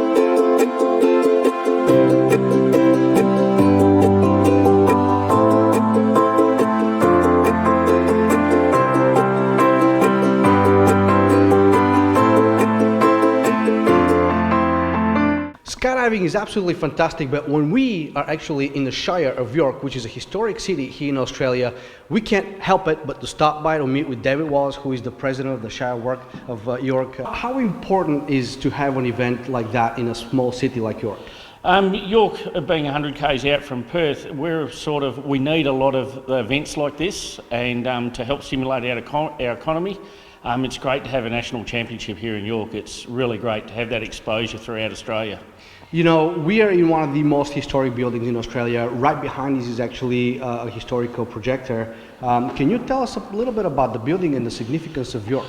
The building, I can't tell you the exact year the building was built, but York was settled in 1831 when the first settlers come through to go out to the goldfields. And then it became an agricultural region, agricultural settlement in York. The town hall was built, I think, in the 1900s sometime. We'll try and check that in a minute. And it's great significance. No one else in this country, WA, have got a hall like this. It's a real asset to the community. How original is this building? It is the original. This is how it is? Yep, this is how it is. Nothing's been changed, replaced? No, nothing's been changed. There's some drapes and curtains missing on the stage, but that's been worked out to get all that back in place how it used to be. Skydiving. How important is to have skydiving around? Yeah, no, it's very important to have these sort of sports, especially extreme sports in the area. They're a big attraction. I believe over the weekend lead up to this event coming up this week, there's been a lot of locals going out there sitting and watching and being part of all the activities. And as for an economic development side of things, it's a really good thing to have in York. It all helps with accommodation, meals, everything around the place. Really stimulates the economy. How big is the town? The town is it varies between 3,000 to 3,400 people, depending on when the census was. Our last census in 2011 was 3,400. This is the second time, I believe, that Nationals have been held here? Yes, yep. This one's got a lot more higher profile than the last one. So the last one, I think, slipped under the radar a little bit. And obviously to the Shire of York, a proud supporter of this event. And you know, when it comes to skydiving, when it comes to the risk of it, you know, do you take in consideration that, or it comes along and goes along with it? I think everyone in the community in the Shire of York just go along with it and go along with the flow, especially of this event. Farmers in town, when they look up and they see these beautiful canopies, you know, how do they feel about people perhaps landing in their backyard? Oh, I think it's great. We actually ourselves do a bit of contract seeding out that way, farming and that, and quite often we're out there in the tractor and looking up and watching it all day. It's fun, isn't it? Yes, it's good. Have you jumped? No. Why not? No, I don't think I'd like to. Scared of heights. Scared of heights. Yeah. So you're hosting this event here, giving all these opportunities, skydivers, but you haven't jumped yourself? No, I haven't. I've had plenty of offers to go out there and do a tandem jump, but no, I'm not brave enough yet. You know, perhaps we should actually take him in an airplane and have him for a ride and see how that feels. Yes, yeah? Preferably with a parachute would be good.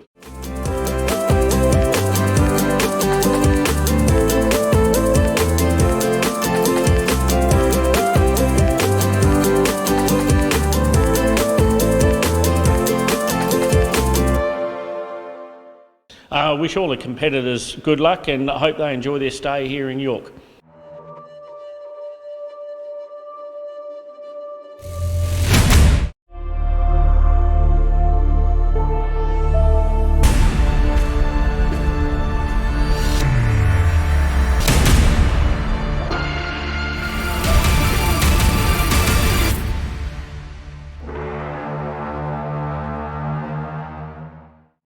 This portion of the program is brought to you by Paragear, serving skydivers since 1960.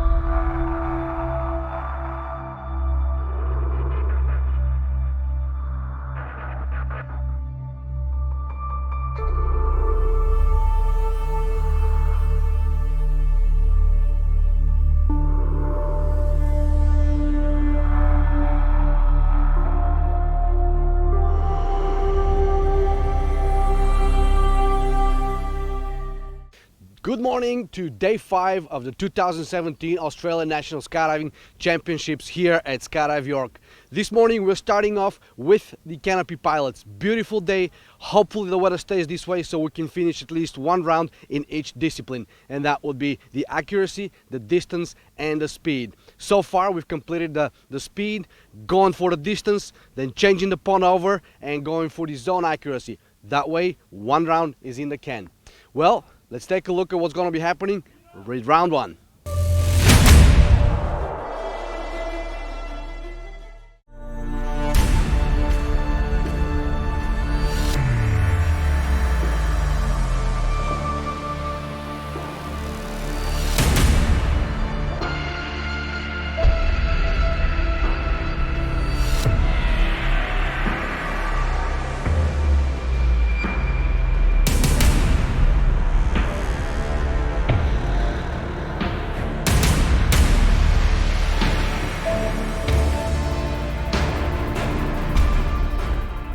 Man, it was so fantastic. Yeah. It was all of about 60 or 70 metres in not bad conditions. Oh, mate. Pretty good. Pretty happy to be back in the air, yeah. Solid distance on that one, team. It was okay for the conditions, yeah.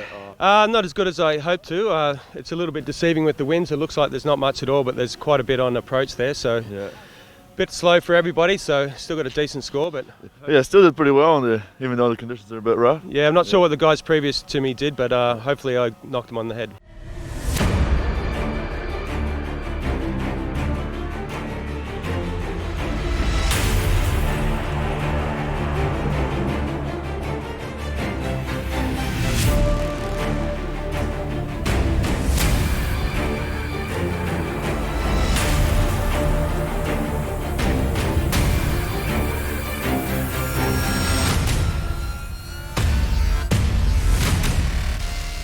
How was your first run? Yeah, it's definitely room for improvement. Yeah? I'm happy I scored, so it's my first points on the board, so room for improvement. There we go. Well, it's been a long few days of waiting around, so I think the anticipation has something to do with it. What do you think? Yeah, definitely. It's trying to get current in comp sucks.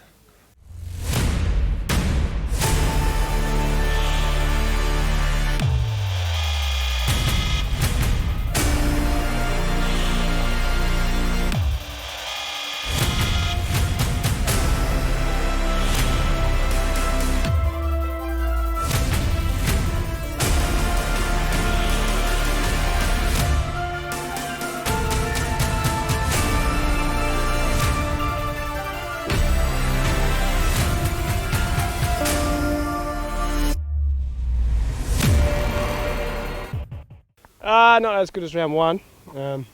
There's a fair bit of push up there, but that's right, that's just the weather. See how we go on the next one. Yeah, they're good and really felt good. Yeah? Went a decent distance, I was happy with that, especially with these headwinds.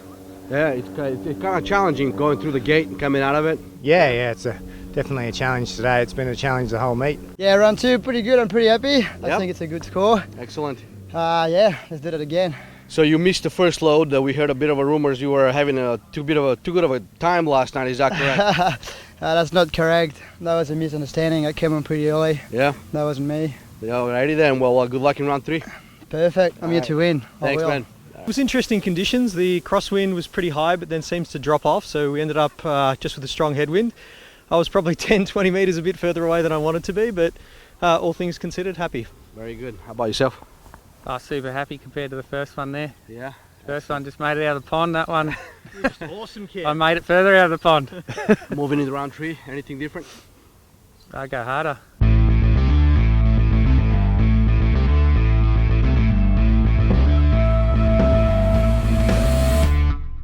Good, it was fun. Yeah, still a bit tricky with the wind conditions, but yeah, having lots of fun. You went pretty high. Yeah, pretty far. Getting there. I'm reasonably happy with that one. Yeah. There we go. Excellent, man. We'll Cheers, see how brother. you do in round 3, huh? Yeah.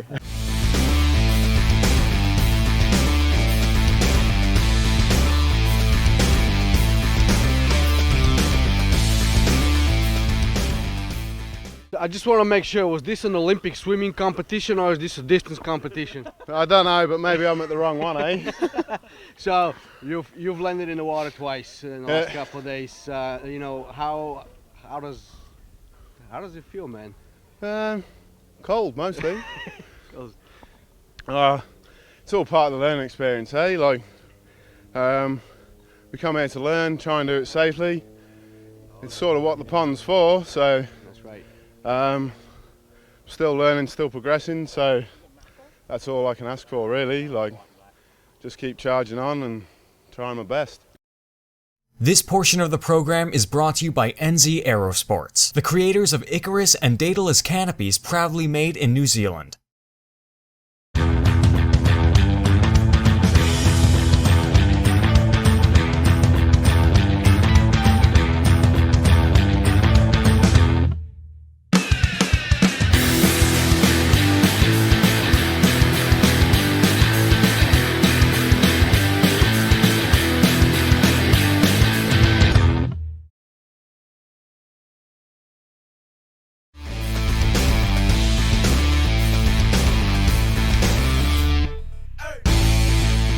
End of the day, there's some pretty tough conditions, pretty strong headwind, and I think we're all a bit tired and jaded after sort of 5 days of not doing a lot. So yeah.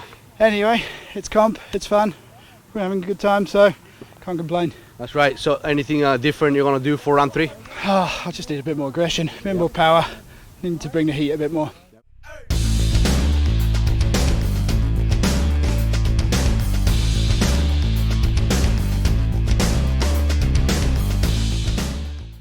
Yeah, it's still a bit windy up there, but trying to bring the power to the end of the competition. But it's frustrating because it's windy and it's a headwind. We all know we can go a lot further than that, but you just got to put a score on the board at the end of the day, I guess. Yep. So how, knowing the conditions down here, how does that affect your turn and how, you know, the entire approach to that event? Yeah, you just got to set up a little bit tighter, and you don't want to get yourself too far away because as soon as you've lost it, it's really hard to get it back in these winds. So stay close, bring the power, and bring the heat, I guess. There we go, going into round 3. Yeah, let's do it, mate. Thank you. Yep.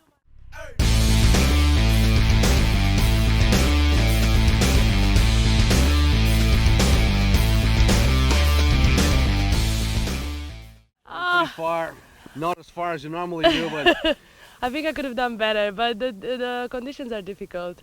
The uppers are from one other direction, so I was trying to adjust to that. And then I kind of got distracted in the turn, so I ended up a little bit too far than I wanted to. But hey, it's okay. Be patient, right? Yes, that's what I learned here. The Classic Accuracy event is also going on this morning, and the competition is going into round 7. Let's take a look at the current standings so far.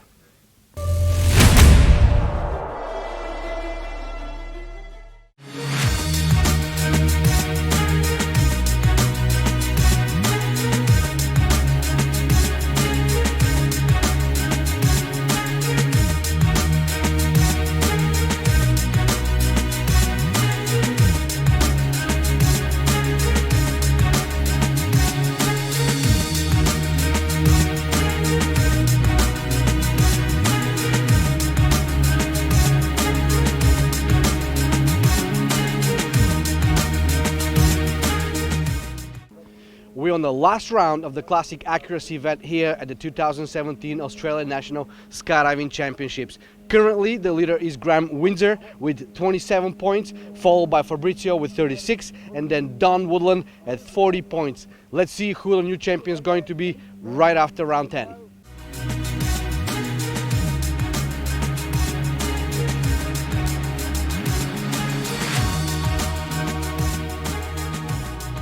Is Don Woodland coming on the final of round 10. Let's see how he does. It's getting pretty hot, and he's getting a 16. Don, round 10, 16 cents. Not my competition this year. No. I think I've got third, but yeah. We'll find out.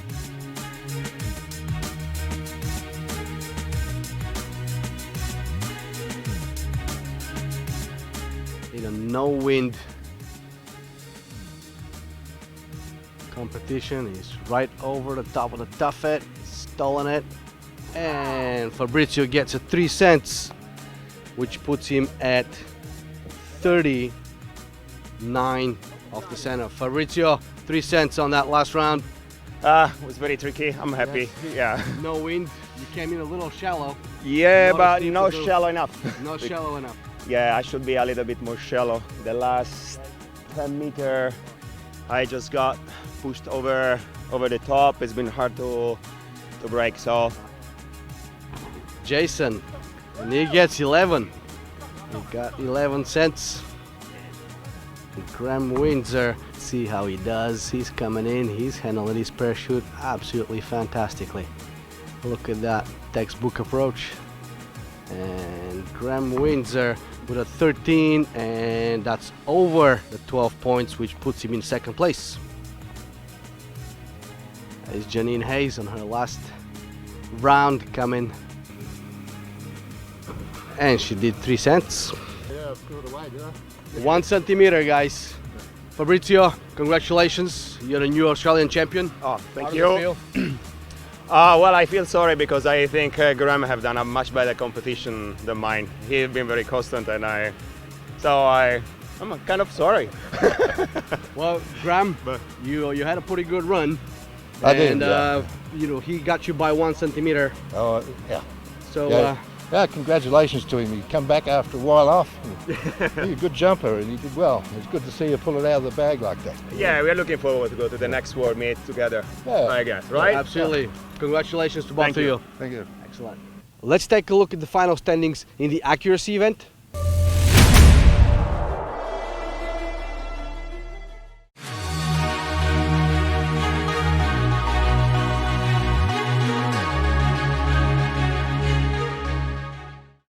This portion of the program is brought to you by SunPath Products, the choice of champions.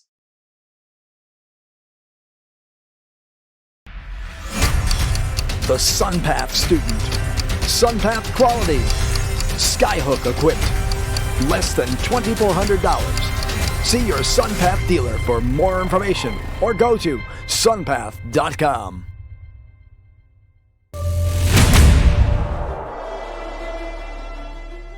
The judges are right now changing the course to the zone accuracy event. Momentarily here, as soon as this is done, the loads are going to start coming up and the competition will continue with the zone accuracy event. We are here with Crash. He's the event judge for the discipline of zone accuracy here.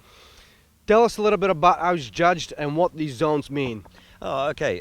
These zones, this box that we're standing in here, this is the maximum land points that you can score. This is 50 points if you stand up inside this 2 meter box here. Okay. You will take 10 points off you if you fall over, if any part of your body apart from your feet touches the ground and you're landing. Yeah? This little centerpiece here is only 1 meter wide. Okay. This is just a handy hint this year for our competitors. Next year, the new FAI rules are saying this 1 meter wide box here, after covering all that water coming up here, if you stand up in this small section here, this is worth 50 points. Wow, so it's actually the box is getting smaller. Getting smaller to make it harder. There we go. So if they land right here before the box, is this a negative or a positive point? This is a positive point, but not so much as this, yeah? So this is 46 from memory for these outside points here, 50 points in the box, so it's coming up here, you're getting more accurate, yeah? The first zone is worth 1 point, increasing in value up to here.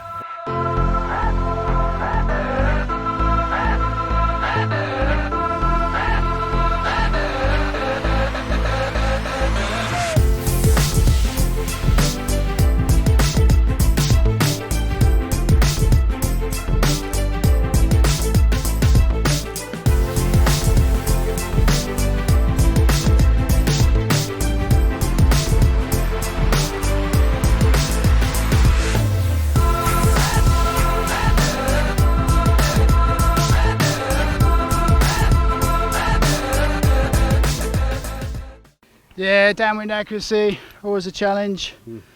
Pretty fast, got to wash off a lot of speed. That's right. Difficult to stand up the landings as well.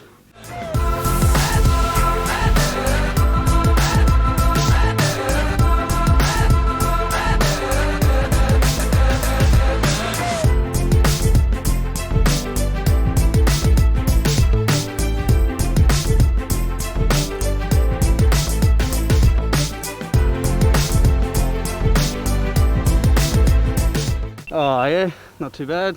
Thought I set up deep enough, but get a score on the board, so it's always a good thing.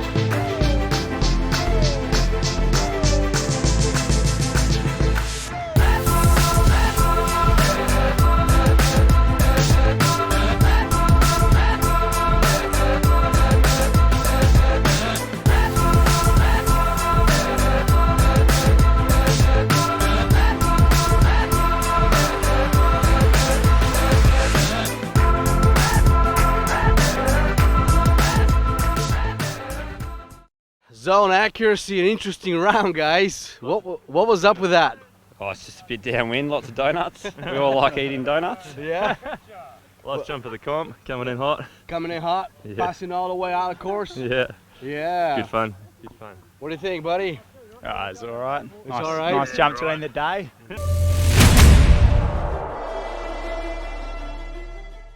The sports accuracy competition was going on today as well. This is sport accuracy. The hitting dead center is 0, and we go out to 15 meters. And if you get a stand up, you get no extra score. But if you fall over, you get 15. If you run outside the 15 meters, you get another 15. So therefore, the best score is to stand up after hitting the disc, and you get a score of 0. Hit the disc and fall over, you get a score of 15 meters. So it pays them just to stand up, even at a meter you're coming out in front. Okay? And that's all there is to the rules. Very simple.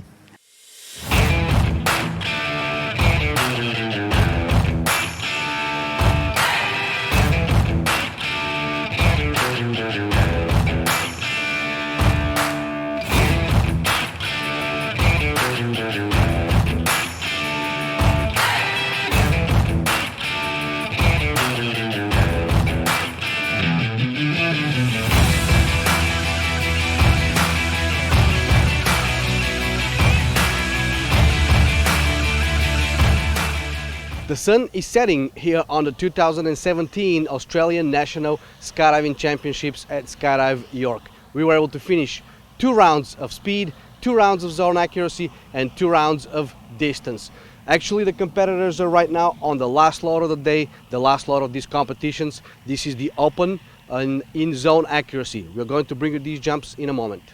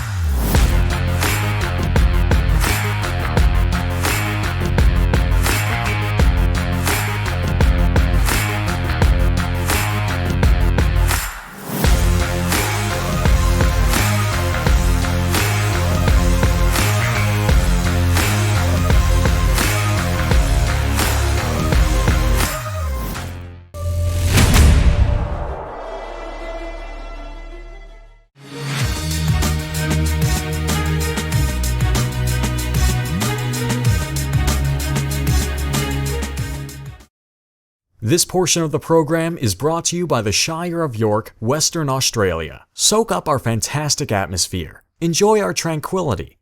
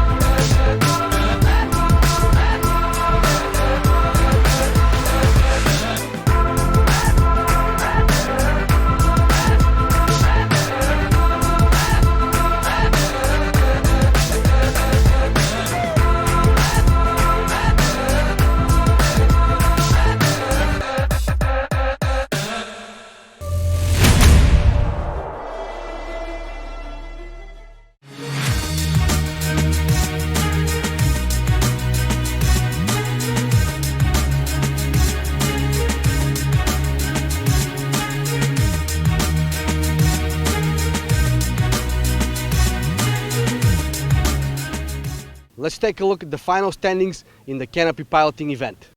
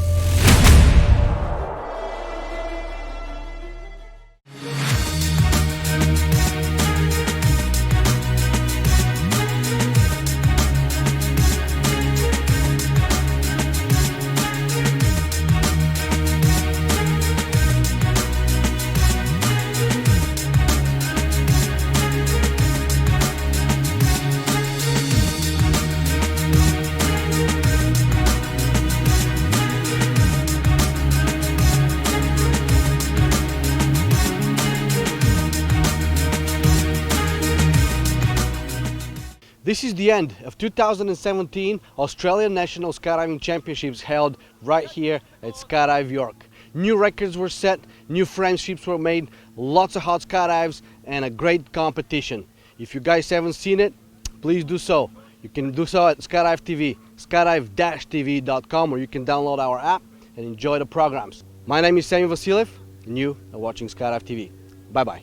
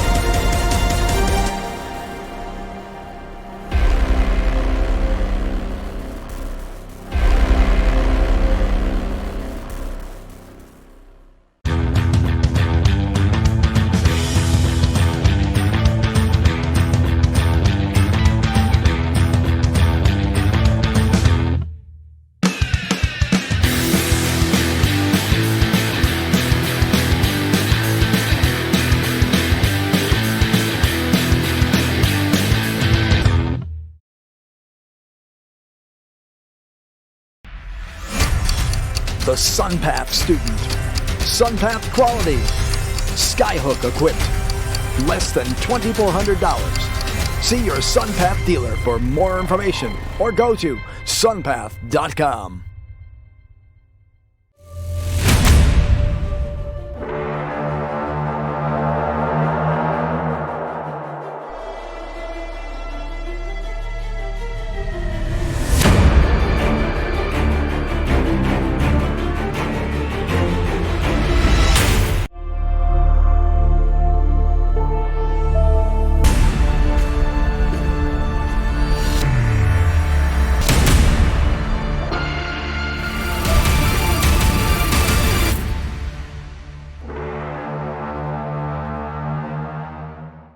This portion of the program is brought to you by NZ Aerosports, the creators of Icarus and Daedalus canopies proudly made in New Zealand.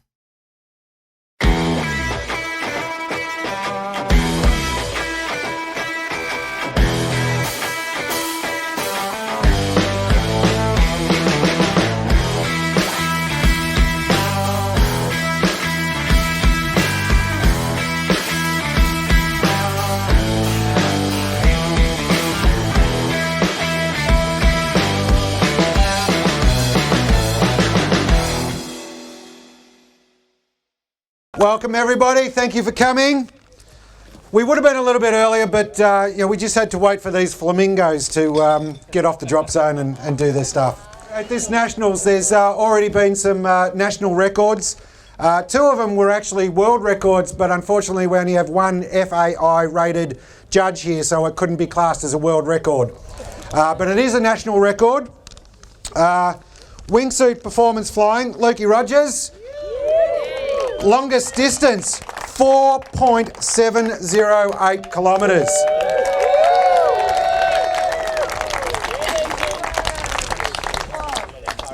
Fastest speed in wingsuiting performance flying, Chris Burns, 318.6 kilometres per hour.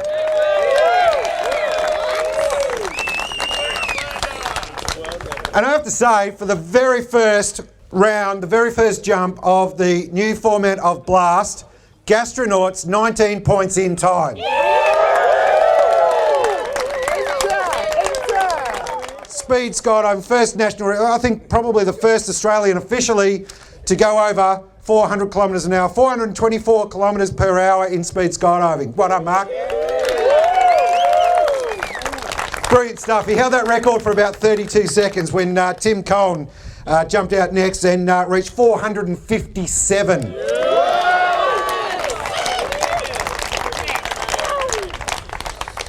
All right now, Dean Brooke, Rarest Edge, Chief Judge, thank you. Thanks, Rob. First thing we're going to present is the Inter four-way.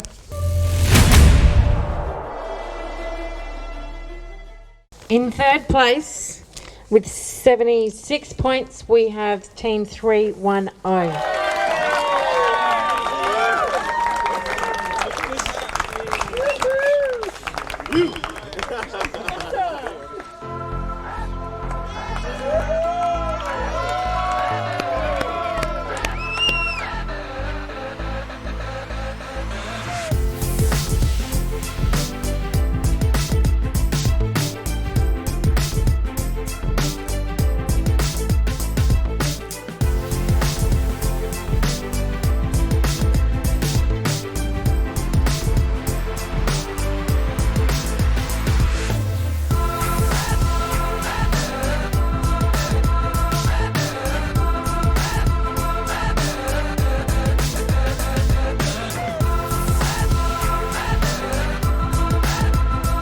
In second place with 94 points, we have Terminal Velociraptor, Team 311.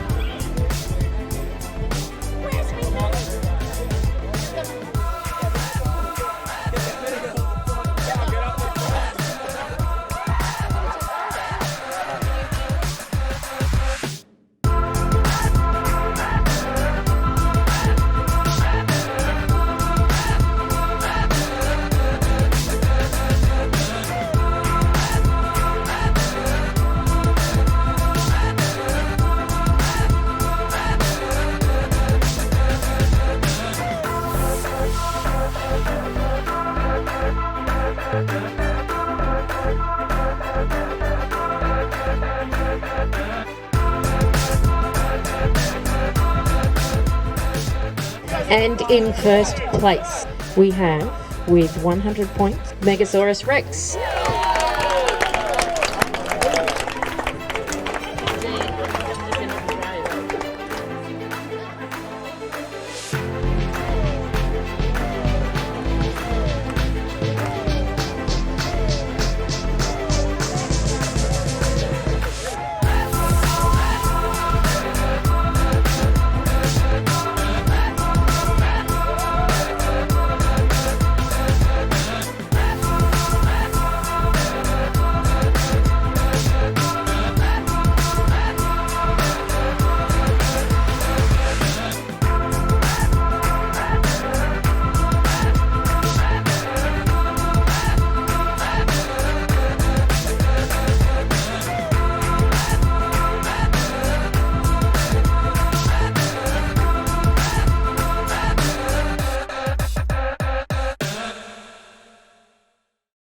This portion of the program is brought to you by SunPath Products, the choice of champions.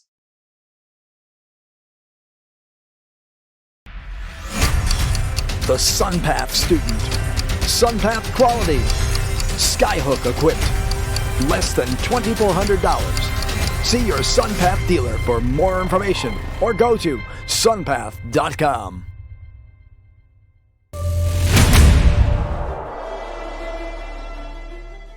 in third place we have with 10 points, Team 701.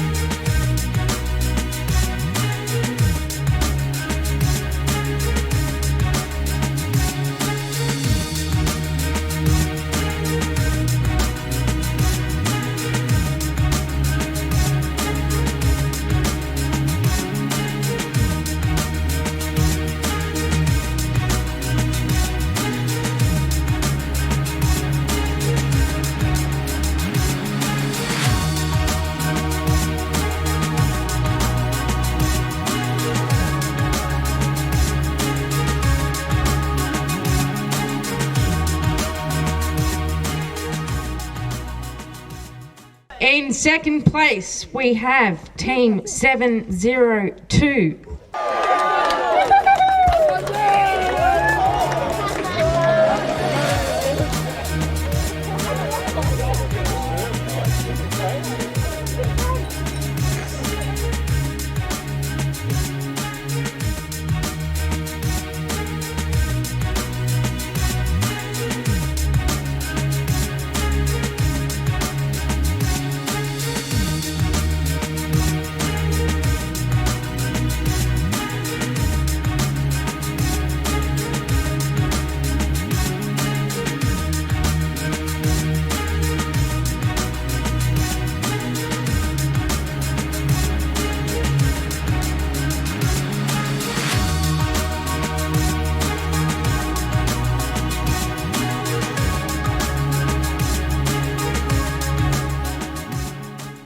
Okay, in first place we have Team 703.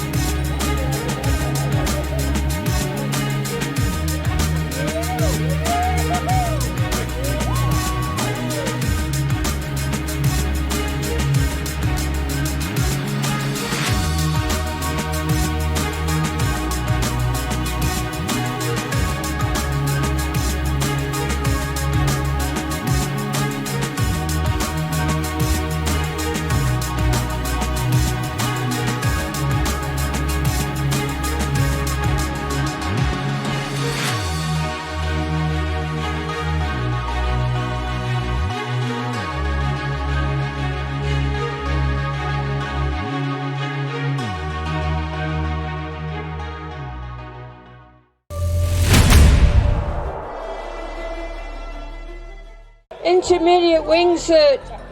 In second place is Rao, Sudhir Rao. And in first place we have Graham Cook. Graham broke 2 records. He brought the time record and the speed record. Not just one, he did 2. Yay!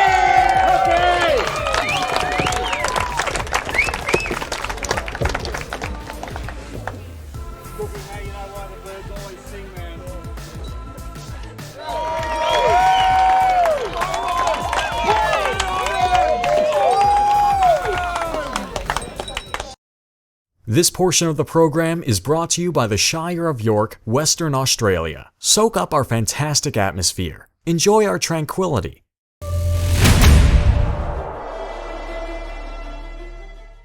Alright, so we had 2 ACF, Team 202 in second place on 28 points, damaged goods.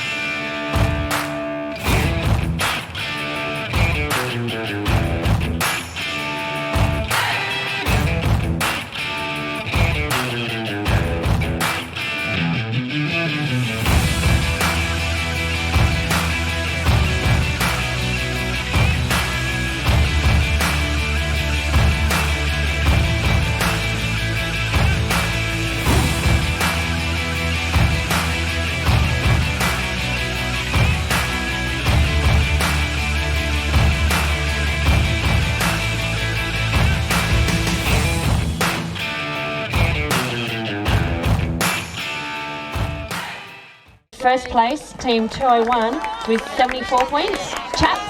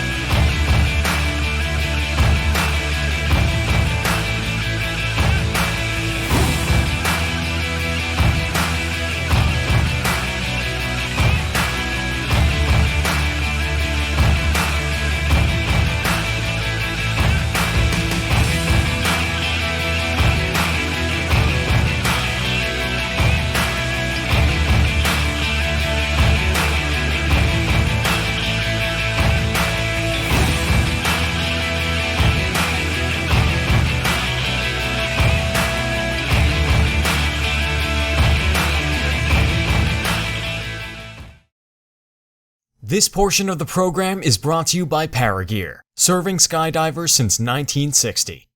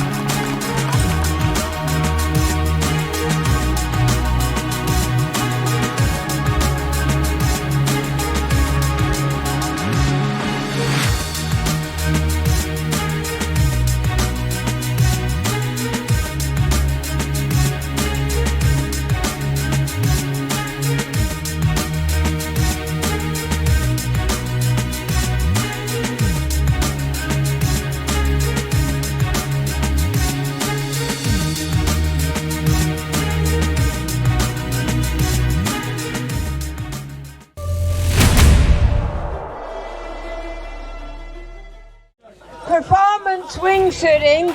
In third place, we have James McHugh with 257%.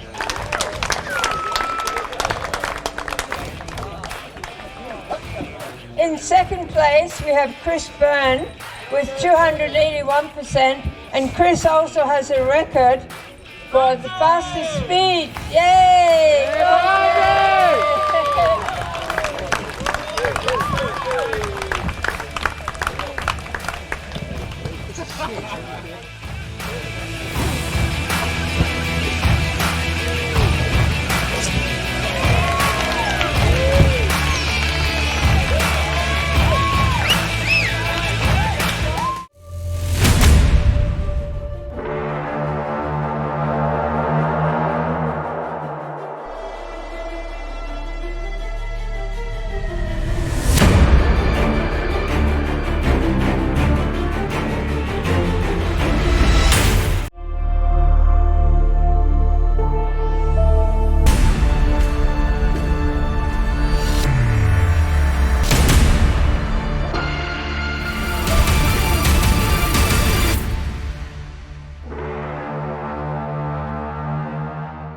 This portion of the program is brought to you by SunPath Products, the choice of champions.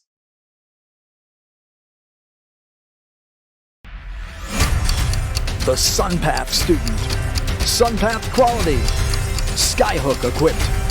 Less than $2,400. See your SunPath dealer for more information or go to sunpath.com.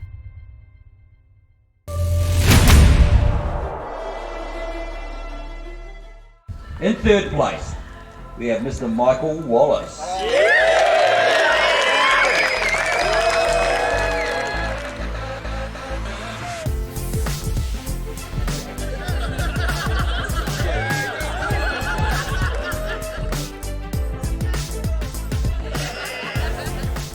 Okay, in second place, we've got Mr. Ben Cutler.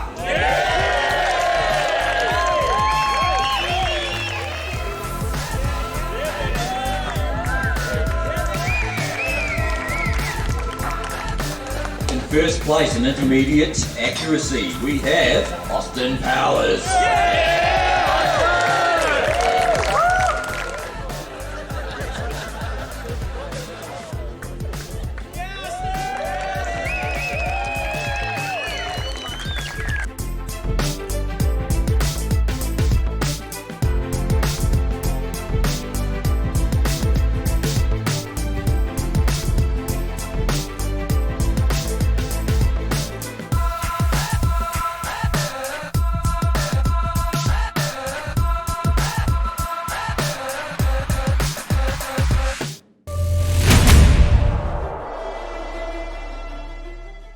In third place, we have Mr. Selwyn Johnson.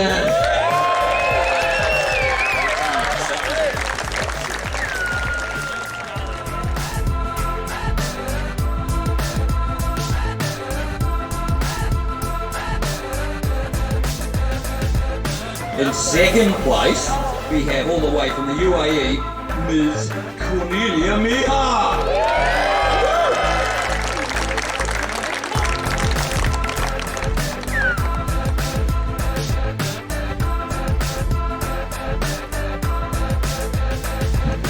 Alright, in first place, 2017 Australian National Champion of Accuracy in the open category is Mr. Mark Silliphant.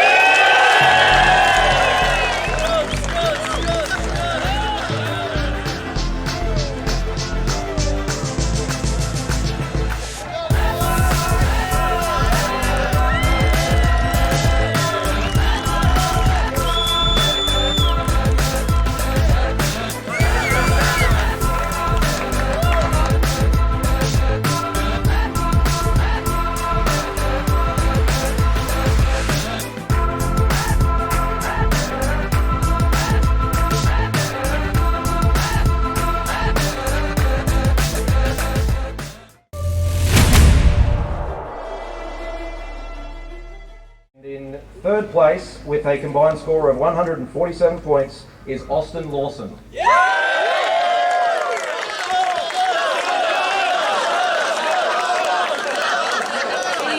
second place with a well-deserved 169 points, Gerard Bayrick.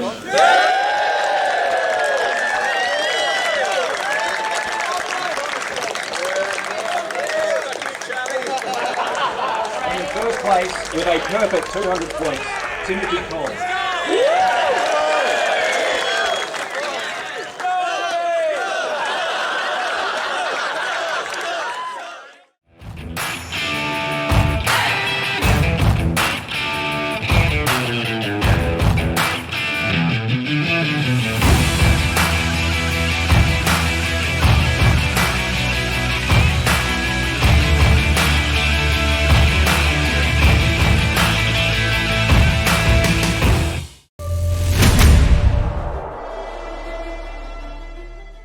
In third place, with 226 points, Miles Cotman.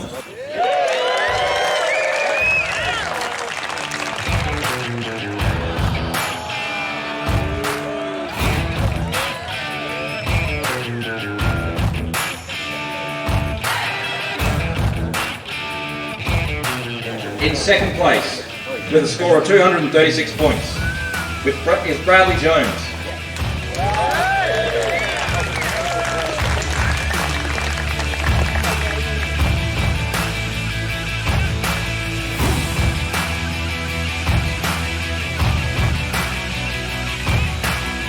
In first place, with an unassailable 275 points, our super goat, Cornelia Mihai.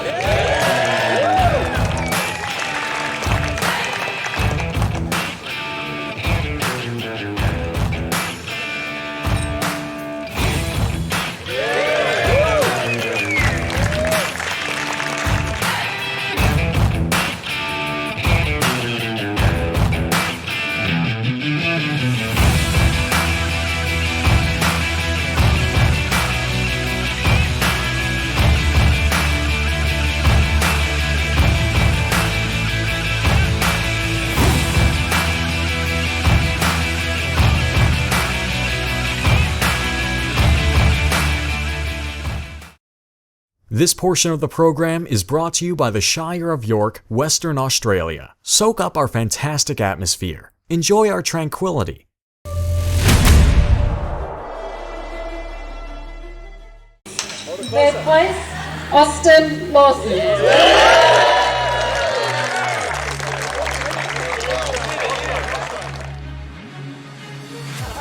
In second place, we have Michael Wallace.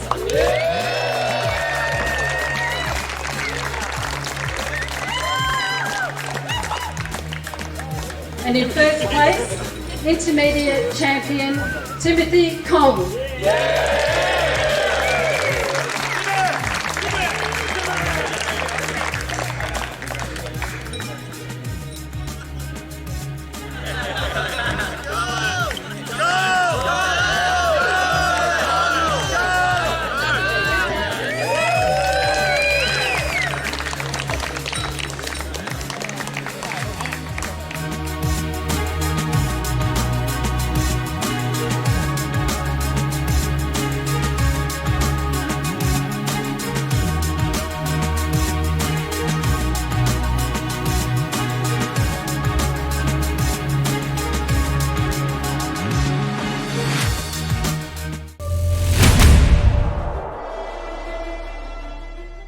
In third place, we have Lee McCormack.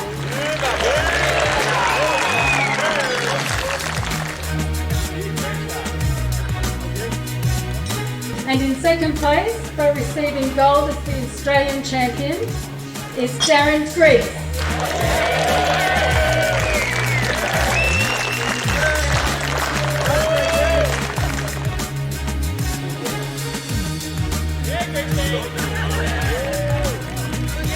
First place, Cornelia Mihai.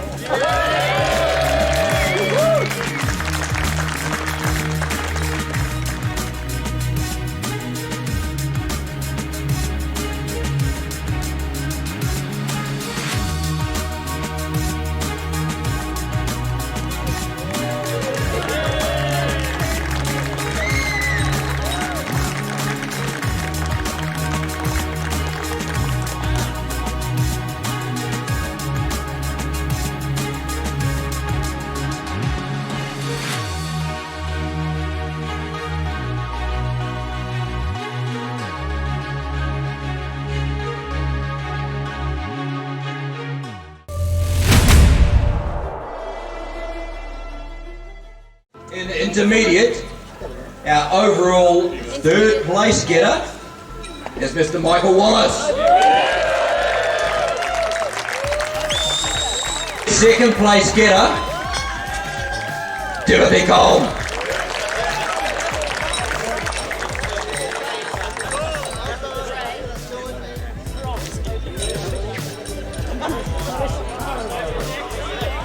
Our overall 2017 Australian National Intermediate Champion for Canopy Piloting is Mr. Austin Lawson.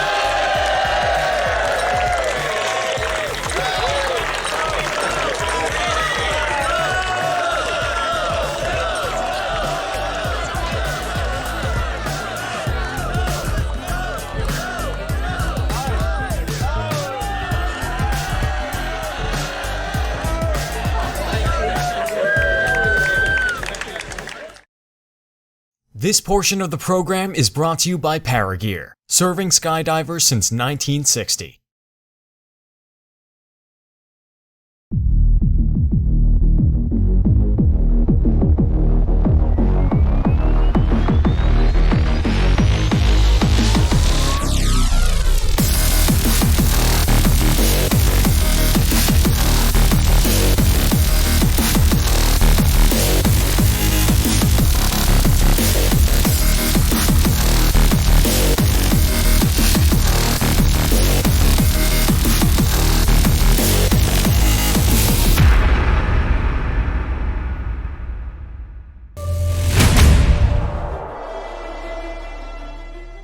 Alrighty, Canopy Piloting Open overall champions for 2017 in Australia. Third place, Tom Gilmartin.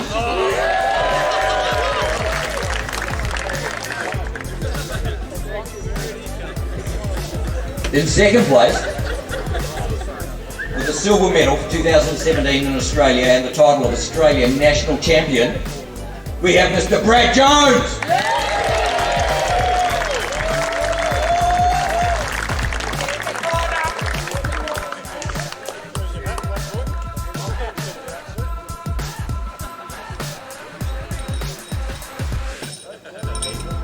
And a bit of a surprise result, our overall champion for 2017 in Australia is Cornelia Mihai!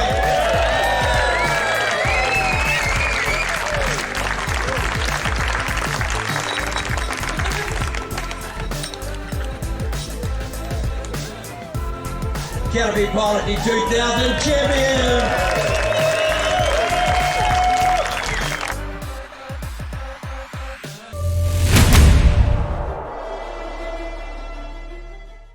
In third place, with an overall total of 44 points, Team Untrashed.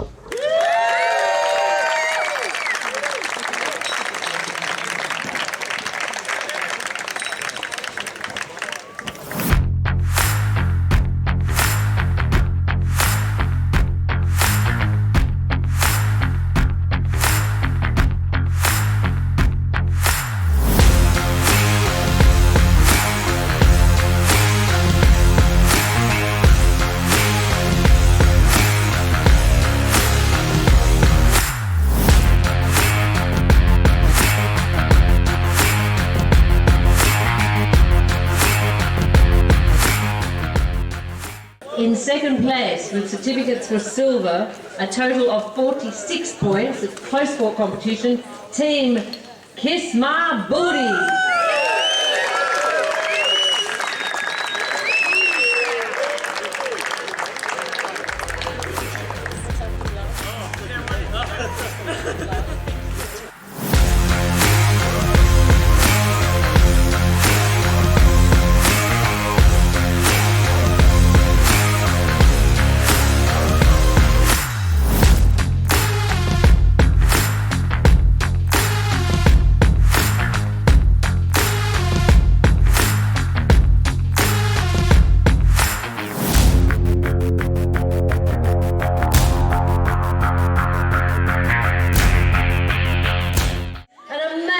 Total of 70 points. Congratulations, Gastronauts!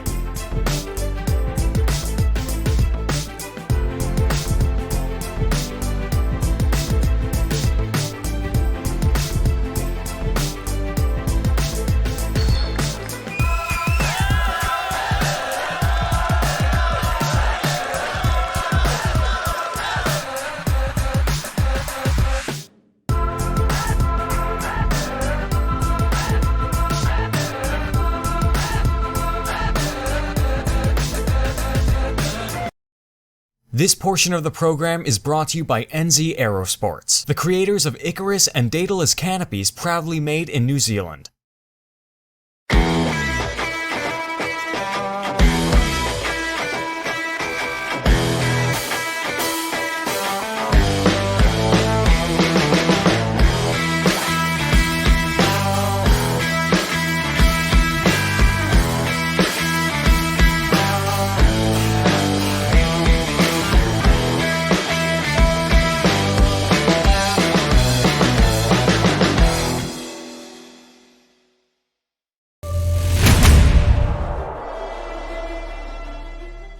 Third place, we have Jason Collis.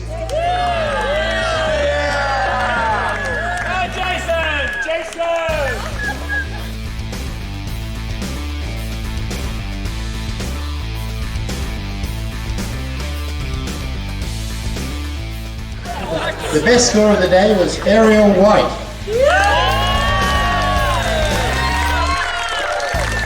Ben Skase.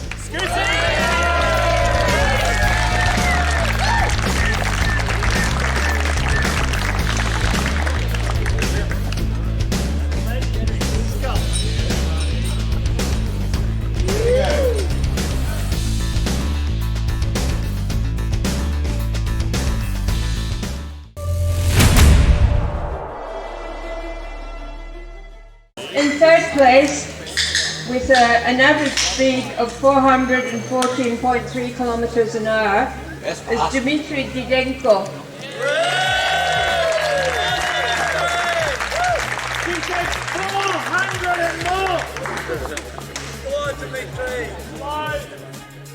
In second place, with an average speed of 419.5 kilometers an hour, Mark Edwards.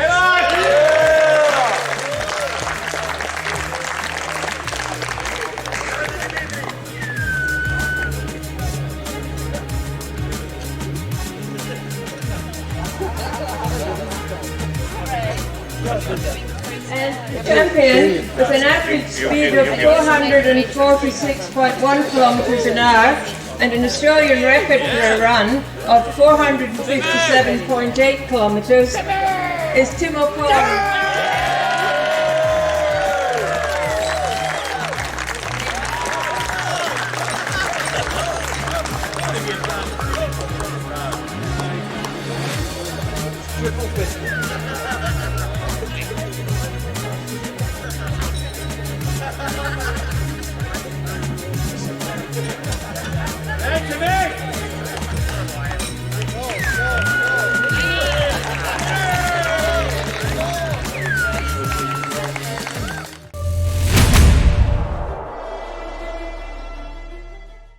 In third place, Team Wicked Awesome.